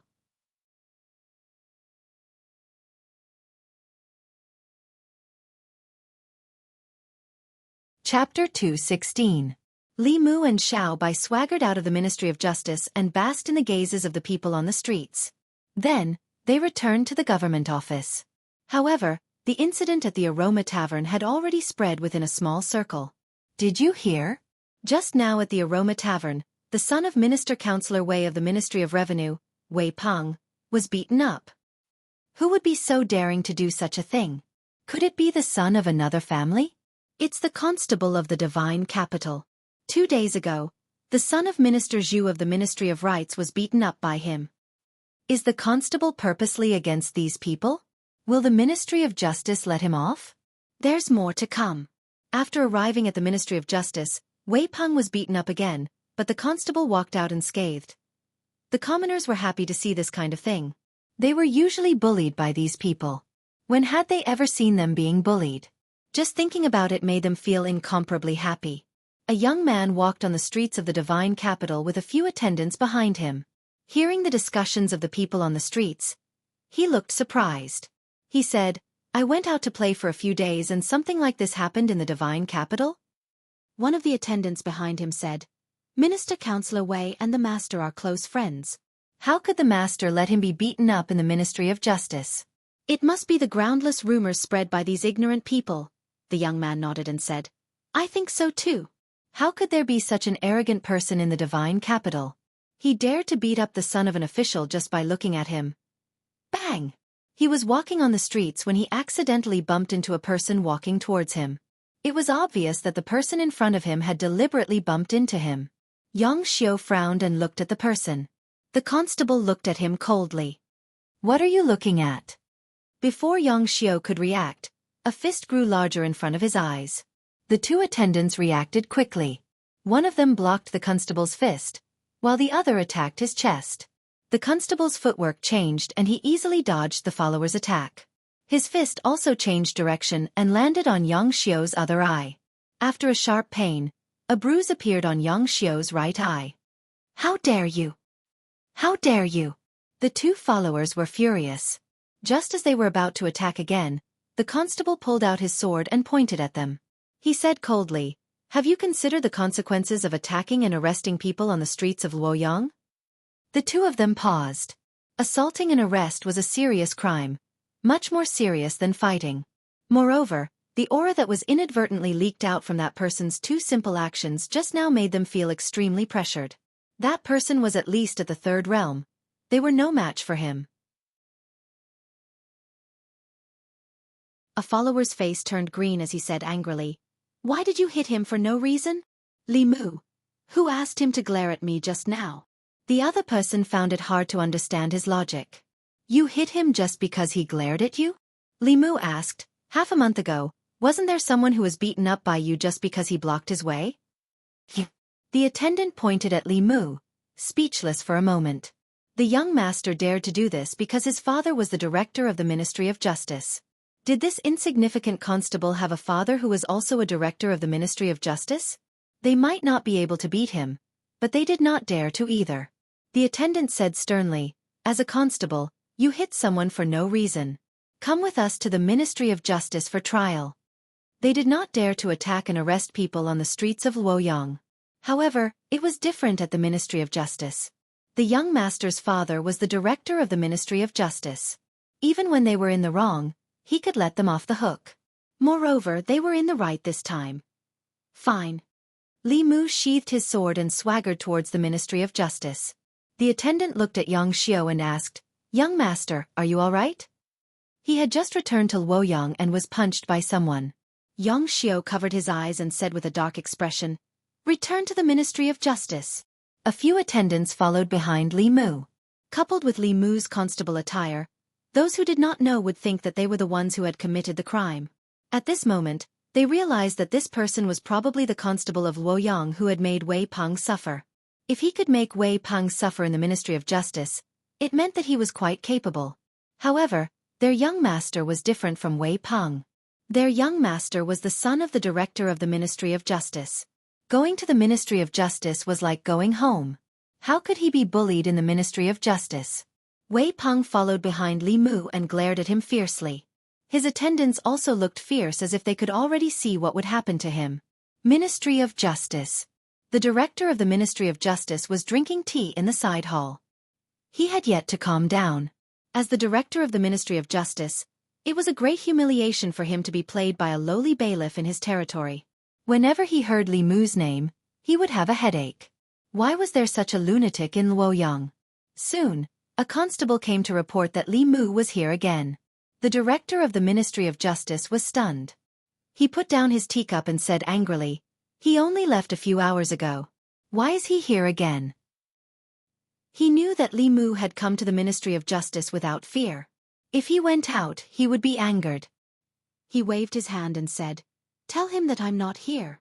Tell him to return to his yamen." The constable said helplessly, "But he hit young master this time." "What?" The director of the Ministry of Justice stood up abruptly and ran to the front hall. When he saw his son standing there with one of his eyes bruised, he could no longer hold back his anger. He pointed at Li Mu and shouted, "Li, what the hell do you want to do?" Li Mu sighed and said, "I'm sorry, Sir Director. Sometimes I can't control my temper. You can punish me however you want." "I deserve this?" Xianxia covered his eye and said loudly, "Father, flog him 20 times and lock him up for 7 days." Li Mu couldn't help but look at him. As expected of the son of the director of the Ministry of Justice, he was clearly familiar with the laws of the great show. The director of the Ministry of Justice looked at Li Mu and said with a gloomy face, "In one day, you've provoked trouble twice. As a constable, you knowingly broke the law. Your crime is even worse. I'm not going overboard with flogging you 20 times, right?" "It's not." Li Mu took out 2 pieces of silver and said, "These are 2 taels of silver. Sir, please keep them well." The director of the Ministry of Justice's eyelids twitched. He said, "You've already used silver to pay for your crime today." Li Mu smiled and said, "The laws of the Great Zhou don't stipulate that I can only pay for my crime once a day. Could it be that Sir Director wants to abuse your power for personal gain because it's your son who's involved in the case?" The director of the Ministry of Justice's eyelids twitched wildly. The anger in his heart could no longer be suppressed.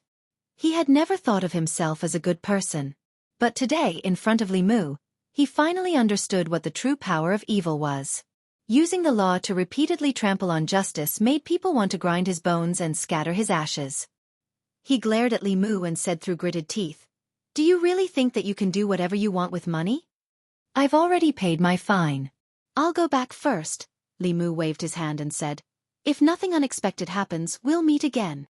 When he reached the door, he turned back and said with a smile, "I'm sorry.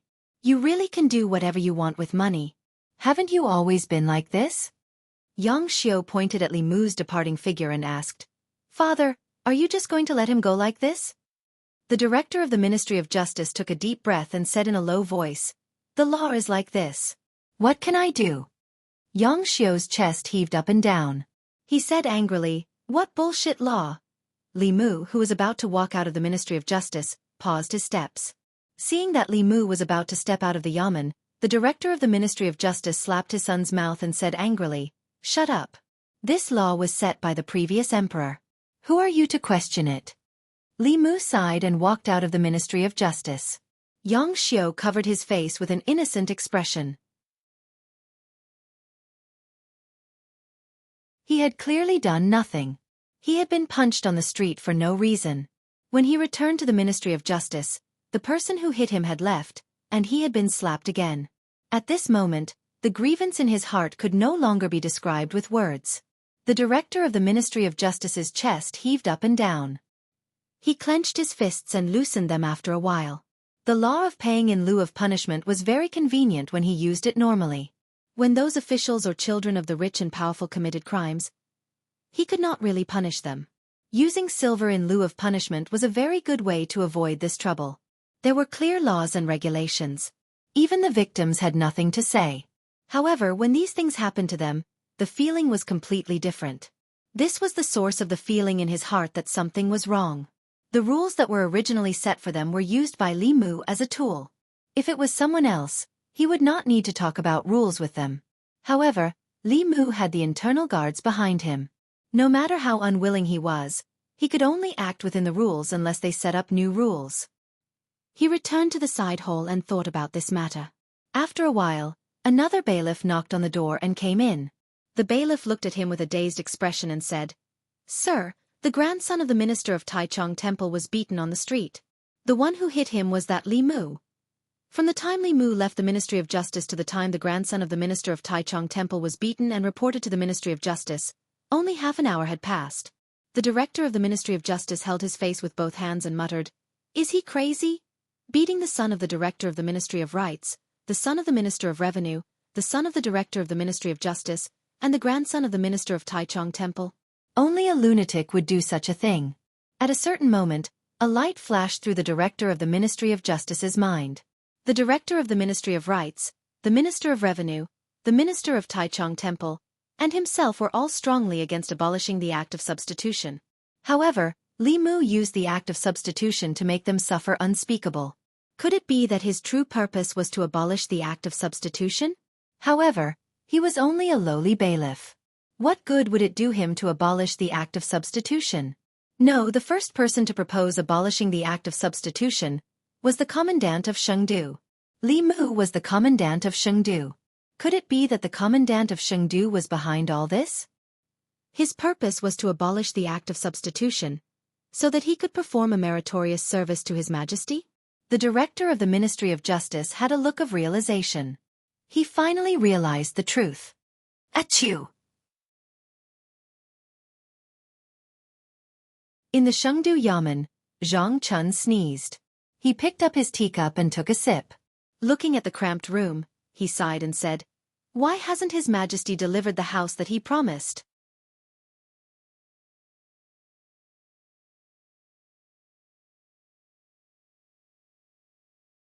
Chapter 217. Li Mu walked on the streets of Luoyang with Wang Wu following behind him. Letting Xiao Bai see him beating people up for no reason would hurt his upright image in Xiao Bai's heart.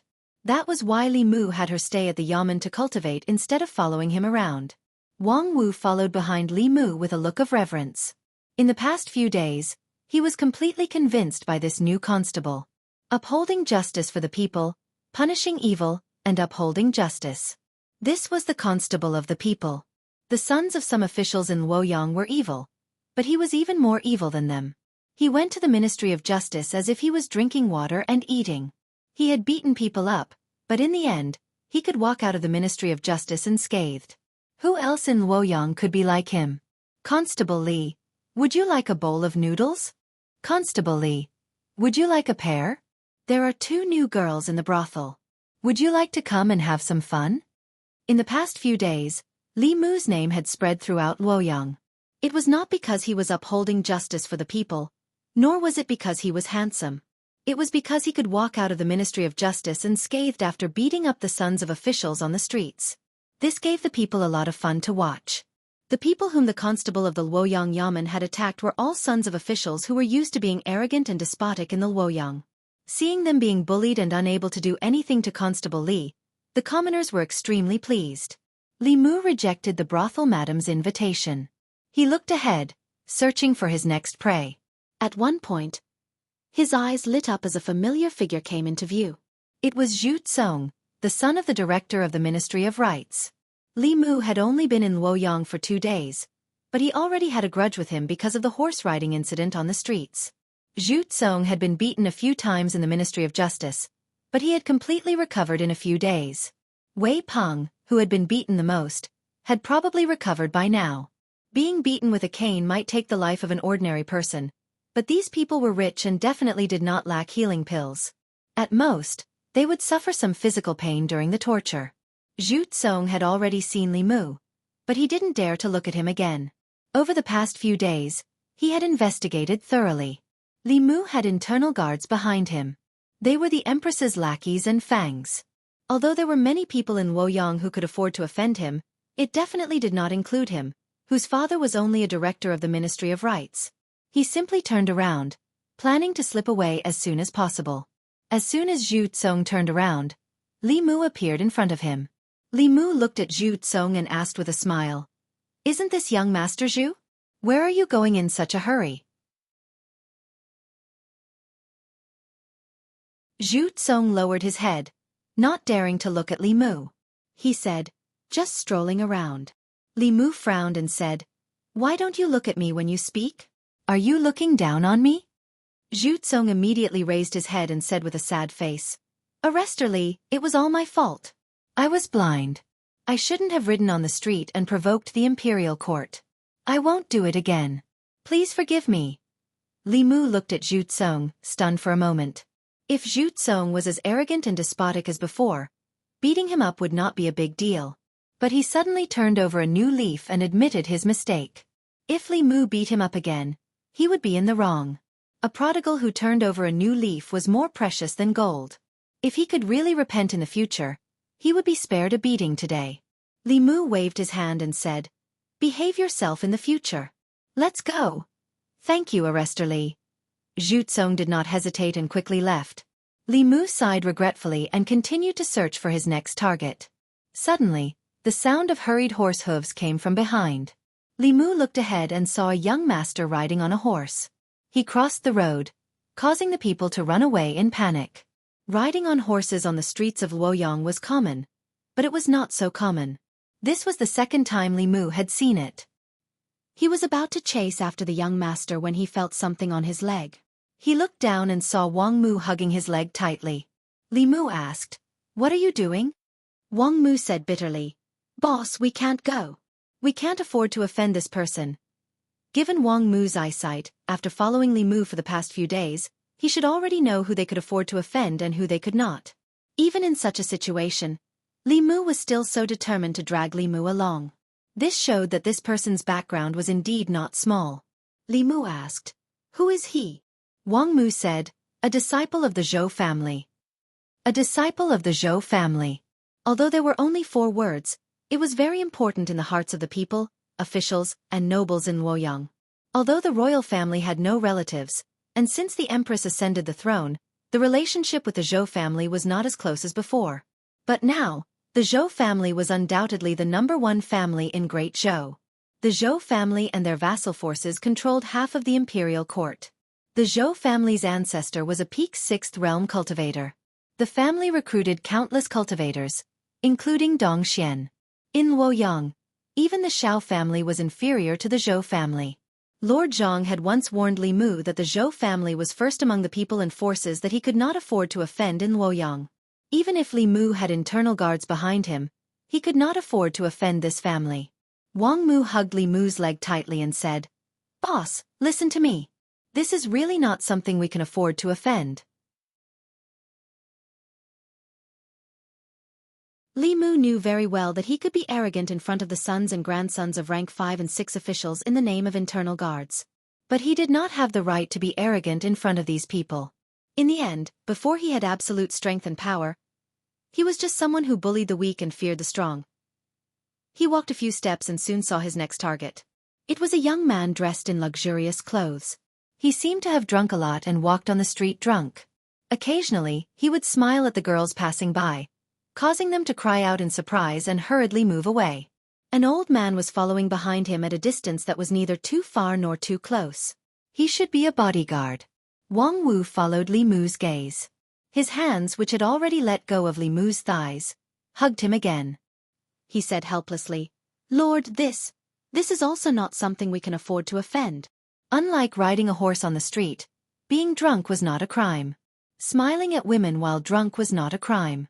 If it was not for the fact that he was usually arrogant and domineering in Luoyang and bullied the people, Li Mu would not have taken the initiative to offend him. He was just curious about the background of this young man who had a fifth realm guard. He looked at Wang Mu and asked, "Who is this?" Wang Mu said, "Crown Prince Ping, the former crown prince's cousin. He's from the Xiao royal family." The former crown prince usually referred to the previous emperor of the Great Zhou. However, he had only been on the throne for less than a month before he died. The people and officials of Luoyang did not call him the former emperor. According to Lord Zhang's reminder to Li Mu, the Xiao royal family was ranked second, just below the Zhou family. The Great Zhou court had been swayed by these two forces since 3 years ago. The Xiao royal family wanted to regain the emperor's aura after the empress abdicated and return the power of Great Zhou to the right track. The Zhou family wanted the empress to pass the throne to the Zhou family's descendants and change the surname of the Great Zhou royal family. These two forces had an irreconcilable fundamental conflict. Among the various forces in Luoyang, some leaned toward the Xiao family, some leaned toward the Zhou family, some leaned toward the empress, and some remained neutral. Even though the Zhou family and the Xiao family were locked in a fierce battle in court, they would try their best to avoid offending each other outside of court. Some people could not be offended for the time being. Those who could be offended had been in seclusion for the past 2 days. Li Mu waved his hand and said, "Forget it. Let's return to the court." Ministry of Justice. Several officials gathered together. The atmosphere was rather gloomy. Preposterous. Too arrogant. Lawless. Simply lawless. The director of the Ministry of Justice looked at the furious director of the Ministry of Rights, the minister-counselor of the Ministry of Revenue, the minister of Taichung Temple, and a few other officials. He rubbed the space between his eyebrows but did not speak. His son had been beaten 100 times and had not fully recovered even now. His concubine had been causing trouble at home every day. The minister-counselor of the Ministry of Revenue looked angrily at the director of the Ministry of Justice and asked, "Sir Yang, don't you have a way to deal with that, Li Mu?" "What can I do?" The director of the Ministry of Justice had been extremely irritated these past 2 days. Seeing that the minister-counselor of the Ministry of Revenue was vaguely blaming him, he said impatiently, "The Ministry of Justice is the Ministry of Justice of the Great Zhou, not my Ministry of Justice. When the officials of the Ministry of Justice do things, they have to abide by the law. Although that Li Mu is arrogant, everything he does is within the law. What do you want me to do?" The director of the Ministry of Rights said, "Is there really no way at all?" The director of the Ministry of Justice said angrily, "That brat is more cunning than a fox. He is more familiar with the laws of the Great Zhou than I am. He also has the internal guards behind him. Unless the silver is abolished, no one can deal with him." Everyone looked at each other. They could all see a strong sense of helplessness in each other's eyes. In the past, when their children got into trouble, they were the ones who were in the wrong. They thought about how to use the Ministry of Justice to turn big problems into small ones and small ones into nothing. But these past few days, the ones who were bullied were them. They were clearly officials of the imperial court. Their children were bullied, but they could not use the law to punish the culprit. The feeling of not being able to use the law to punish the culprit made them extremely depressed. The minister of Taichung Temple asked, "Is there no other way besides abolishing the silver?" The director of the Ministry of Justice shook his head and said, "No. Changing the law had always been the responsibility of the Ministry of Justice." The minister of Taichung Temple asked again, "What did the minister and the minister say?" The director of the Ministry of Justice said, "The two of them are busy every day. Why would they care about such a small matter?" To them, the matter of paying for the crime was a big matter. However, to the assistant minister and the minister, helping the Xiao royal family regain their power was the most important thing. An insignificant change to a law was simply not worthy of their special attention. The minister-counselor of the Ministry of Revenue gritted his teeth and said, "They must be doing this to abolish the silver law." Those who opposed the abolition of the law in the imperial court that day all suffered such revenge. The director of the Ministry of Rights asked, "Who was the one who sent the letter proposing the abolition of the silver law?" The director of the Ministry of Justice said, "The commandant of the divine capital, Zhang Chun." The minister-counselor of the Ministry of Revenue suddenly slammed the table and said angrily, "That damned Zhang Chun. He actually set up such a trap for us. I will never forgive him."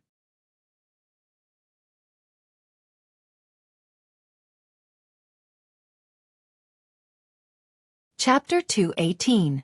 At the Censorate. Lawless. This is lawless. Is no one going to do anything about such an evil official in the divine capital? Imperial censors, are you going to watch the divine capital be turned into a mess by this person? The officials whose families' juniors had been bullied gathered at the entrance of the censorate to block the entrance of the censorate. The censorate's door was shut tight and did not let them in. After shouting at the door for a while, and censorate poked his head out of the wall and said to them, "Dear censorates, this is the Ministry of Justice's matter. You should go to the Ministry of Justice's yamen." An official said angrily, "The Ministry of Justice told us to look for you, but you're looking for the Ministry of Justice. Who should we look for?" The censorate said, "I'm sorry.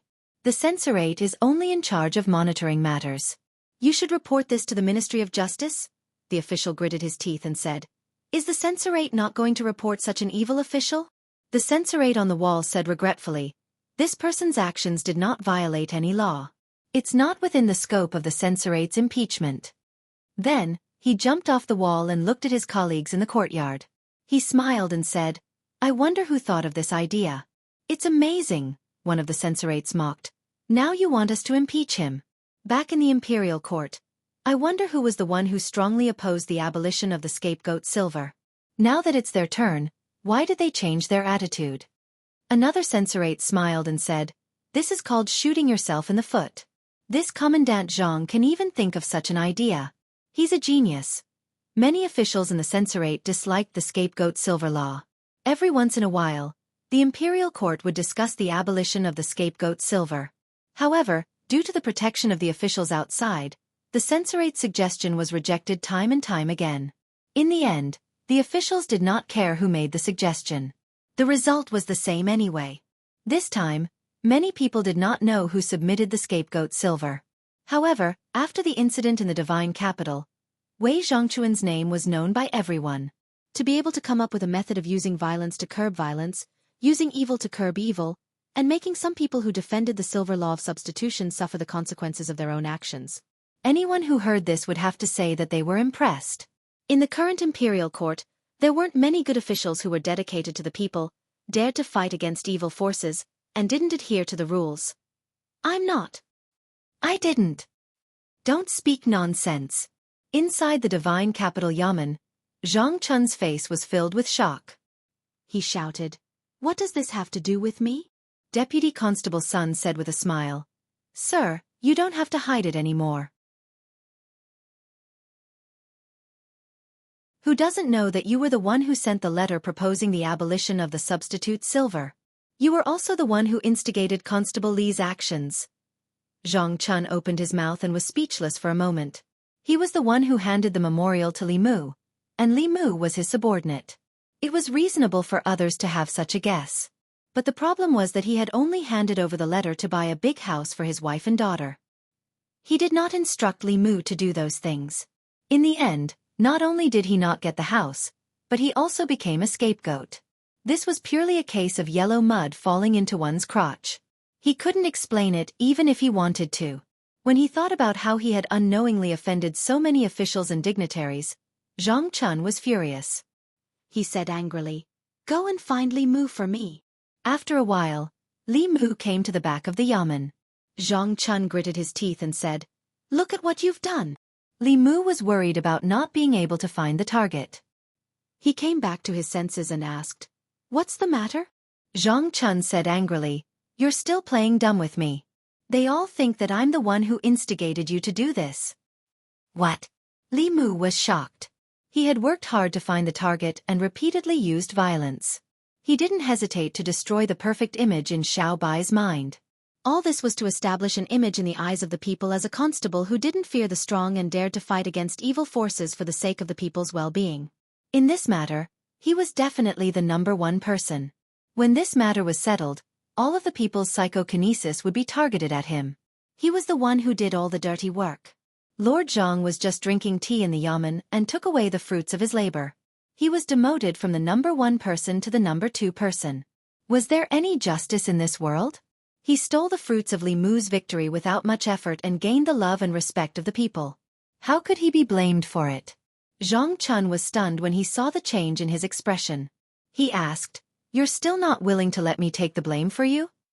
Li Mu said indignantly. I worked hard to go against those officials and took the risk of being beaten and imprisoned in order to obtain psychokinesis from the people. Lord Zhang obtained all of this just by drinking tea in the yamen. You're still not willing? The two of them looked at each other and saw the indignation in each other's eyes. Li Mu didn't expect that he would suffer retribution so soon after stealing Lord Zhang's psychokinesis. Zhang Chun also didn't expect that he would offend so many officials in Luoyang just because he wanted to move to another residence. He had to bear a burden that his life couldn't bear. Li Mu sighed in the end. He was just a small constable.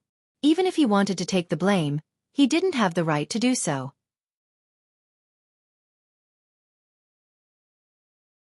Zhang Chun also sighed. He didn't want to offend people or cause trouble, but the people he offended this time were more than the people he had offended in his 10 years as an official. In the Ministry of Justice, the Minister-Counselor of the Ministry of Revenue, the Minister of the Ministry of Rights, the Minister of the Ministry of Justice, the Minister of the Taichung Temple, and the others also sighed. The Minister-Counselor of the Ministry of Revenue said unwillingly, "Is there really no other way?" The Minister of the Ministry of Justice said, "There's no other way except to amend the law and abolish the Silver of Guilt." In the past, the Silver of Guilt Act was their umbrella of protection. Now, the Silver of Guilt Act was their death warrant. With Li Mu's arrogance, if this law wasn't abolished, their family's juniors wouldn't be able to leave their homes in the future. If they were caught by Li Mu outside, they would inevitably be beaten up. Unless they could hire a fourth realm cultivator to guard them at all times. But the price they had to pay was too great. How could they afford to hire a middle realm cultivator? Li Mu and Zhang Chun's goal was clear. If the Silver of Guilt Act wasn't abolished, his actions wouldn't stop. The Minister-Counselor of the Ministry of Revenue suddenly said, "Can you add a restriction to this law? For example, if you want to use the Silver of Guilt Act, you must be an official." The Minister of the Ministry of Justice shook his head and said, "That's impossible. This will destroy the foundation of the people's hearts in Great Show.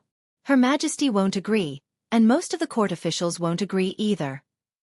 Although the old party and the new party argued endlessly in the court, there were only disagreements over the succession of imperial power. Neither the new party nor the old party wanted to completely destroy the foundation of the people's hearts in Great Zhou. No one was willing to take over a Great Zhou whose foundation was destroyed. Of course, Her Majesty the Empress wouldn't agree to such a ridiculous thing for the sake of the people's hearts. Abandoning the idea of restricting the Silver of Guilt Act, the Minister-Counselor of the Ministry of Revenue thought of his son who was still lying in bed at home and sighed. He raised his head to look at everyone and asked tentatively, "Why don't we abolish it?" The Minister of the Ministry of Rights thought for a moment and nodded. "I agree. This can't go on." The Minister of the Taichung Temple thought of his precious grandson's bruised eyes. After thinking for a moment, he also sighed and said, "In any case, this law is useless to us. If we don't abolish it, it will only become something that Li Mu can rely on. It's extremely disadvantageous for us."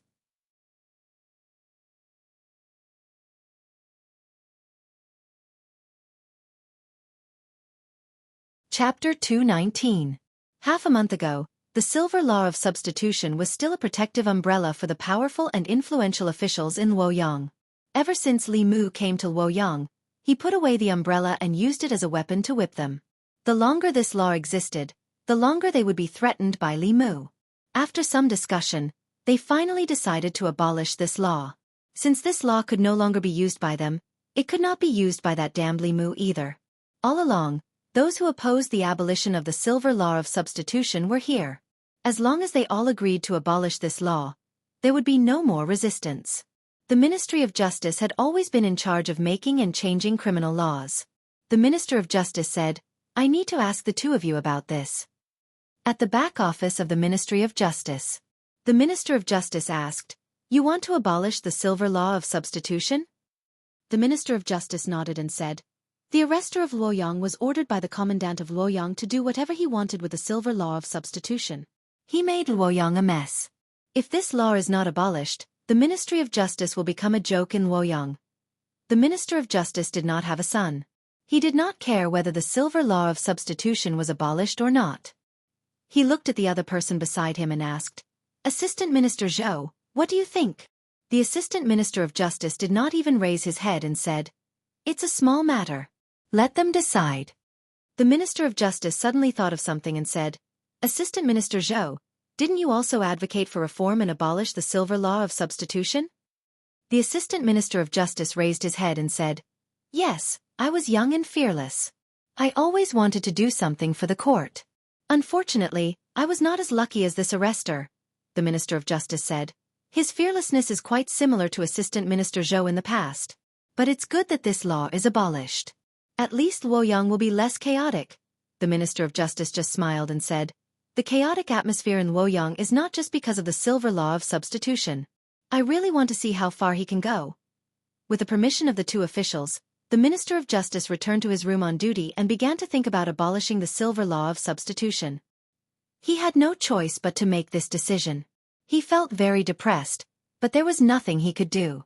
Li Mu had taken their path, leaving them with no other path to take, so they could only destroy it. 2 days later, Ziwei Hall. When the director of the Ministry of Justice brought up the memorial from the Shundu military captain Zhang Chun again, his attitude changed. He actually supported the idea of the court abolishing the use of silver in lieu of punishment and changing it to a combination of silver and punishment. The Minister-Counselor of the Ministry of Revenue, the Director of the Ministry of Rights, and the Minister of Taichung Temple all stood out to support this idea. This action caused some of the people in the imperial court to drop their jaws. Every time someone brought up the idea of abolishing the punishment silver, these officials, led by the Director of the Ministry of Justice, would stand out to oppose it. Just half a month ago, they had righteously refuted the abolition of the substitute sin silver. How could they change their minds one after another after only half a month? Of course, there were also a portion of people who knew exactly what had happened in the past half a month. It was because these people supported the substitution silver method that their children were forced to hide at home by the constable of the Luoyang Yamen. This matter had become a joke in the Luoyang Yamen. These people had picked up a rock, but in the end, they had only smashed their own feet. In the hall, an imperial censor stood out and asked the Minister-Counselor of the Ministry of Revenue, Lord Wei, didn't you say before that the substitute sin silver is an important source of income for the national treasury every year? The repair costs of the royal palace, the salaries of the officials, and the disaster relief funds for the various counties all come from here? Without the substitute sin silver, where will all this money come from? Anyone could hear the mockery in the censor's words. The Minister-Counselor of the Ministry of Revenue said without blushing or skipping a beat. Although the substitute sin silver has been abolished, in the future, if you break the law, you will be punished both with silver and punishment. Moreover, the amount of punishment will be higher than before. The worry of the Ministry of Revenue's income decreasing can be resolved. The censor then looked at the Director of the Ministry of Rights and asked, The substitute sin silver system was established when the previous emperor was still alive. If it is so easily overturned, is it not disrespectful to the previous emperor? This was what he had said in the court half a month ago. The Director of the Ministry of Rights blushed but quickly recovered. He said, That was then and this is now. The court situation during the previous emperor's time is very different from now. We officials in the court cannot stick to the old ways. We must know how to be flexible. Only then can we better assist His Majesty in governing the country. The censor gave him a disdainful look but did not say anything else. After all, the abolition of the substitute sin silver was beneficial to the people. A few words of mockery were enough. If they were forced into a corner, it might backfire. Behind the curtain, the young female official slowly said, Does anyone have any objections to the abolition of the substitute sin silver? There was complete silence in the hall. Even the officials who usually opposed the law had turned to support the abolition. Even if the others did not want to, they would not stand out and express their selfishness. After a moment, the young female official said, Since no one objects, the Ministry of Justice will immediately abolish the law. From now on, anyone who breaks the law will not be able to use silver as a substitute. Luoyang Yamen. Mr. Mei held the imperial edict in his hand and read it aloud. Zhang Chun, the military captain of Luoyang, diligent and loyal to the people. He will be granted an official residence and become the minister of Luoyang. Zhang Chun smiled and took the imperial edict with both hands. He bowed and said, Thank you, Your Majesty. Li Mu stood aside and sighed to himself. He hated the fact that he had been working for others for years. He was the one who was busy outside. He was the one who was hated by the sons of officials. He was the one who had been in and out of the Ministry of Justice 7 times. In the end, Lord Zhang was the one who got the residence and was promoted by half a rank. Li Mu had worked hard for half a month and worked for him for nothing. After Mr. Mei finished reading the imperial edict, he walked to Li Mu and asked, "How much did you spend these days? I will report it to you when I return to the palace."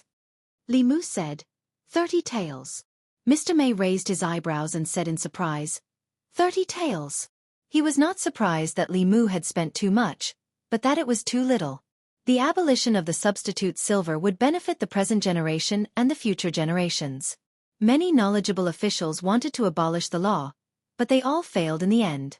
It was obvious how difficult it was to do it. She was prepared to spend 3,000 or even 30,000 taels. She did not expect Li Mu to spend 30 taels. Li Mu nodded and repeated, "It was 30 taels. Most of it was spent in the Ministry of Justice. If it was not for the meal at the fragrance restaurant, 20 taels would have been enough." The most effective way to deal with evil people was to be even more evil than them. If you wanted to force the Ministry of Justice to submit, then you had to go their way and leave them with no way out. As long as you found the right way, the money was secondary. In the imperial garden of the palace, the empress was admiring a budding peony among the flowers. She said softly, 30 taels. Official Mei bowed slightly and stood behind her. He smiled and said, "In the past half a month, he has used the silver law of guilt substitution to its maximum. He only used 20 taels to beat up the sons of the officials from the Ministry of Revenue, the Ministry of Rights, and the Ministry of Justice. If that wasn't the case, why would those officials take the initiative to change the law?" The young female official beside her said. After Her Majesty abolished the substitute silver law, the people of Fairy's capital responded very strongly. Everyone in Fairy's capital went to the state temple to pray. The empress looked away from the flower bud and said calmly, "Let's go out and have a look." She turned around and brushed the flower bud with her sleeve. In an instant, the peonies in the garden bloomed. On the streets of Fairy's capital, Li Mu and Wang Wu walked on the streets. There were not many people on the streets that used to be bustling today. At this time, most of the people in Fairy's capital went to the state temple to pray. The substitute silver law had tortured the people for more than a decade since the time of the previous emperor. Today it was finally abolished. The people of Fairy's capital were grateful for Her Majesty's benevolence and went to the state temple to pray. This caused the idea of getting some telekinesis from the people to fail. However, although most of Li Mu's gains were stolen by Lord Li Mu because of the abolition of the substitute silver law, it was only for the imperial court.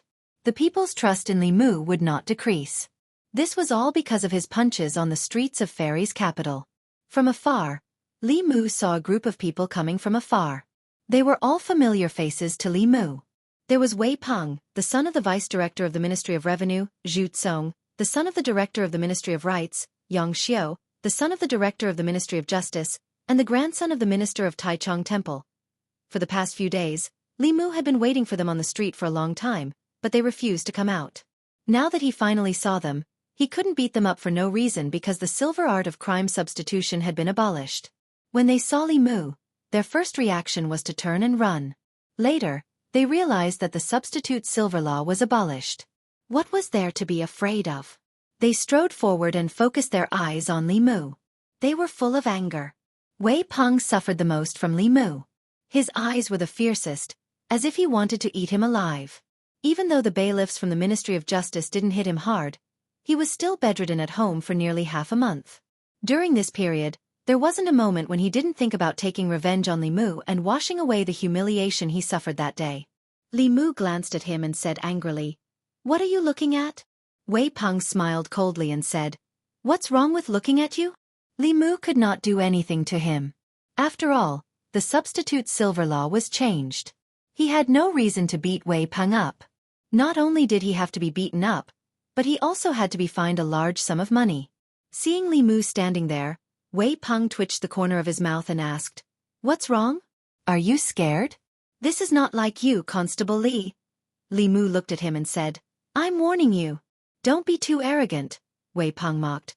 "Being arrogant doesn't violate the law. Why don't you hit me?" Seeing that Li Mu still did not do anything, the mocking expression on his face became more obvious. He arrogantly moved closer to Li Mu's ear and said in a low voice, "Our matter is not over yet." Li Mu picked his ear and said, "What did you say?" "Speak louder. I can't hear you." Wei Peng raised his voice and said, "Our matter is not over yet." Li Mu looked at him and asked, "Are you threatening me?" Wei Peng laughed coldly and said, "So what if I'm threatening you? Is it against the law?" Everyone had mocking expressions. Only Xianxia, the son of the director of the Ministry of Justice, was stunned in place. In the next moment he said in shock, "Wei Peng, shut up."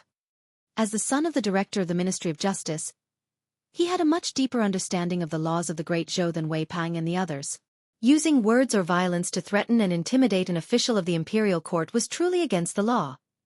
If the circumstances were minor, they would be detained for 5 days or less. If the circumstances were serious, they would be detained for 5 days or less and be fined money.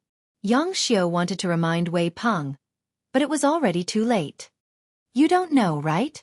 Threatening me is really against the law." Li Mu looked at Wei Peng and shook his head. "Let's go and sit in the yamen. In the future, remember to read more books. There's no harm."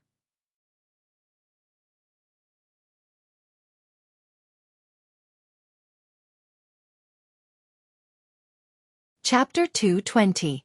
Wei Peng and the other officials' ignorance of the law was outrageous.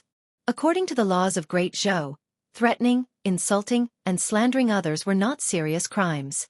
However, if they caused a certain degree of harm to the person involved, they would still be fined and imprisoned. Officials and bailiffs were all government officials.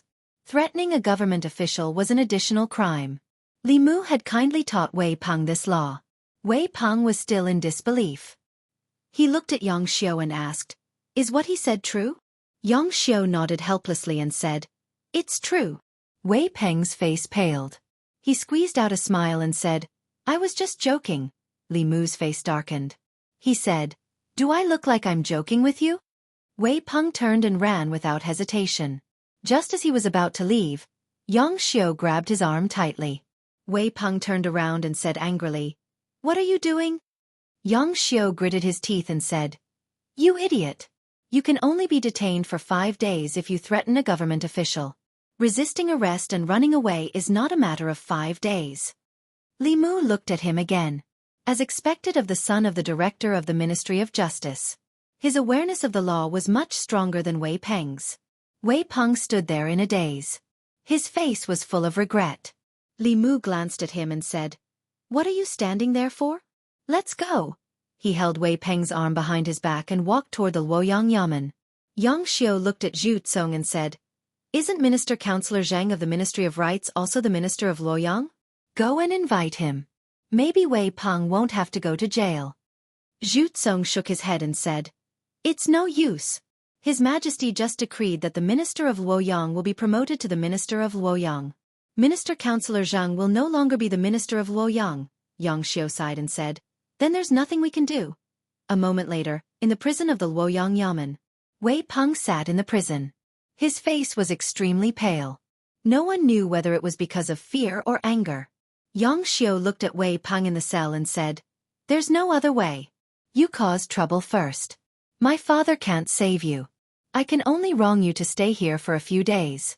If you need anything, I'll buy it for you." Wei Peng gritted his teeth and said, "I want a copy of the Law of Great Zhou." When Li Mu and Wang Wu walked on the streets again, the number of commoners on the streets had increased. He had only been in Fairy's capital for a month, but the feeling he got when he stood on the streets of Fairy's capital was completely different from before. When he first came to Luoyang, the people he met on this street did not help the elderly when they fell, nor did they help when they encountered injustice. Their gazes were indifferent and their expressions were numb. They were very wary of each other. Now, Li Mu could no longer see much indifference and numbness on their faces. On the surface, the abolition of the silver of guilt law placed the officials and nobles of the divine capital on the same level as the common people. This was the first time in more than a decade that the people of the divine capital were united like never before. This was naturally beneficial to maintaining the stability of the country. It was also beneficial to Li Mu. Although he was not well known in Fairy's capital, there were still many people who could recognize him when he walked on the streets. As Li Mu walked, A steady stream of psyche power gathered on his body. If he did a few more good deeds that pleased the people, their trust in him would gradually turn into love and respect. This would allow his 7 emotions to be fulfilled. The shopkeeper of the noodle stall poked his head out of the shop and said to Li Mu, "Constable Li, would you like to sit down and have a bowl of noodles?" It was mealtime. This noodle stall was very tasty. The constables of the yamen often patronized this stall. Li Mu sat down beside the stall and said, "2 bowls of noodles, please." The shopkeeper quickly brought out 2 bowls of steaming hot noodles from the shop and said, "I knew it. Constable Li must have a reason for beating up those officials' sons. Now that the silver of guilt law has finally been abolished, it's good that it was abolished. In the past, the law didn't even treat us common people as humans. Your arrival in Fairy's capital is truly a blessing for the people. Everyone is very grateful to you."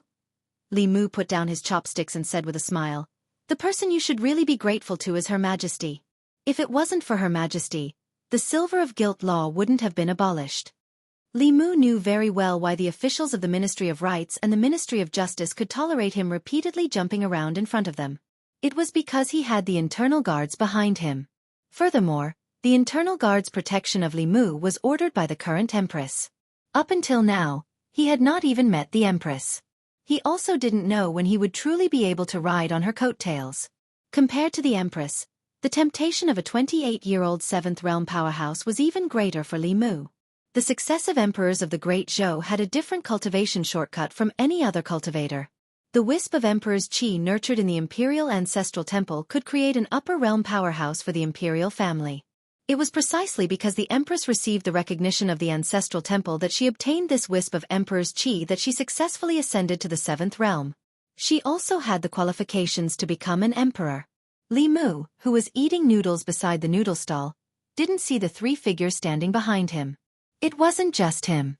None of the passers-by on the street saw them.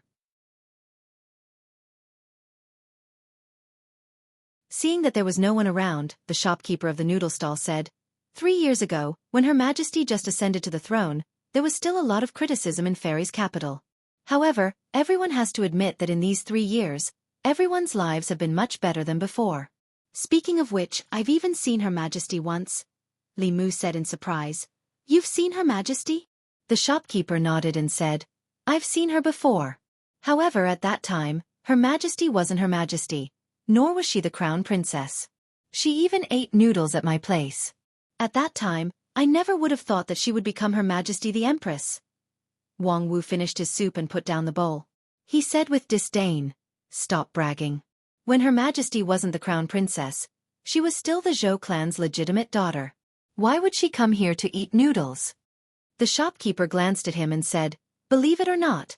After saying that, he went inside to get busy. Wang Wu wiped his mouth and said, "This old guy doesn't even blink when he lies. Her Majesty is of noble birth. Why would she come to this kind of place like us?" Li Mu didn't know much about the thigh he wanted to hug. His knowledge of the Empress was limited to hearsay.